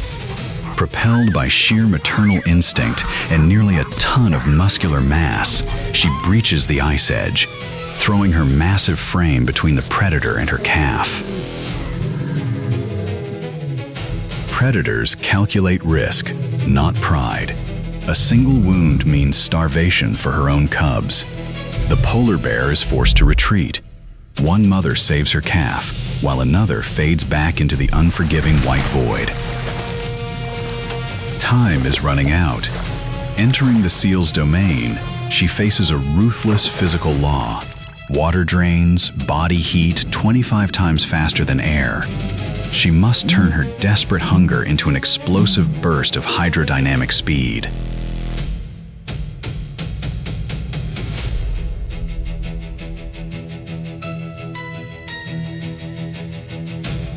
The ringed seal is infinitely more agile, but the bear relies on a flawless blind spot ambush, striking with a crushing jaw pressure of over 1200 CI.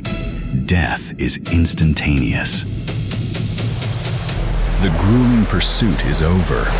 This massive intake of blubber reignites her thermodynamic engine. The sacrifice of one life guarantees the survival of 3.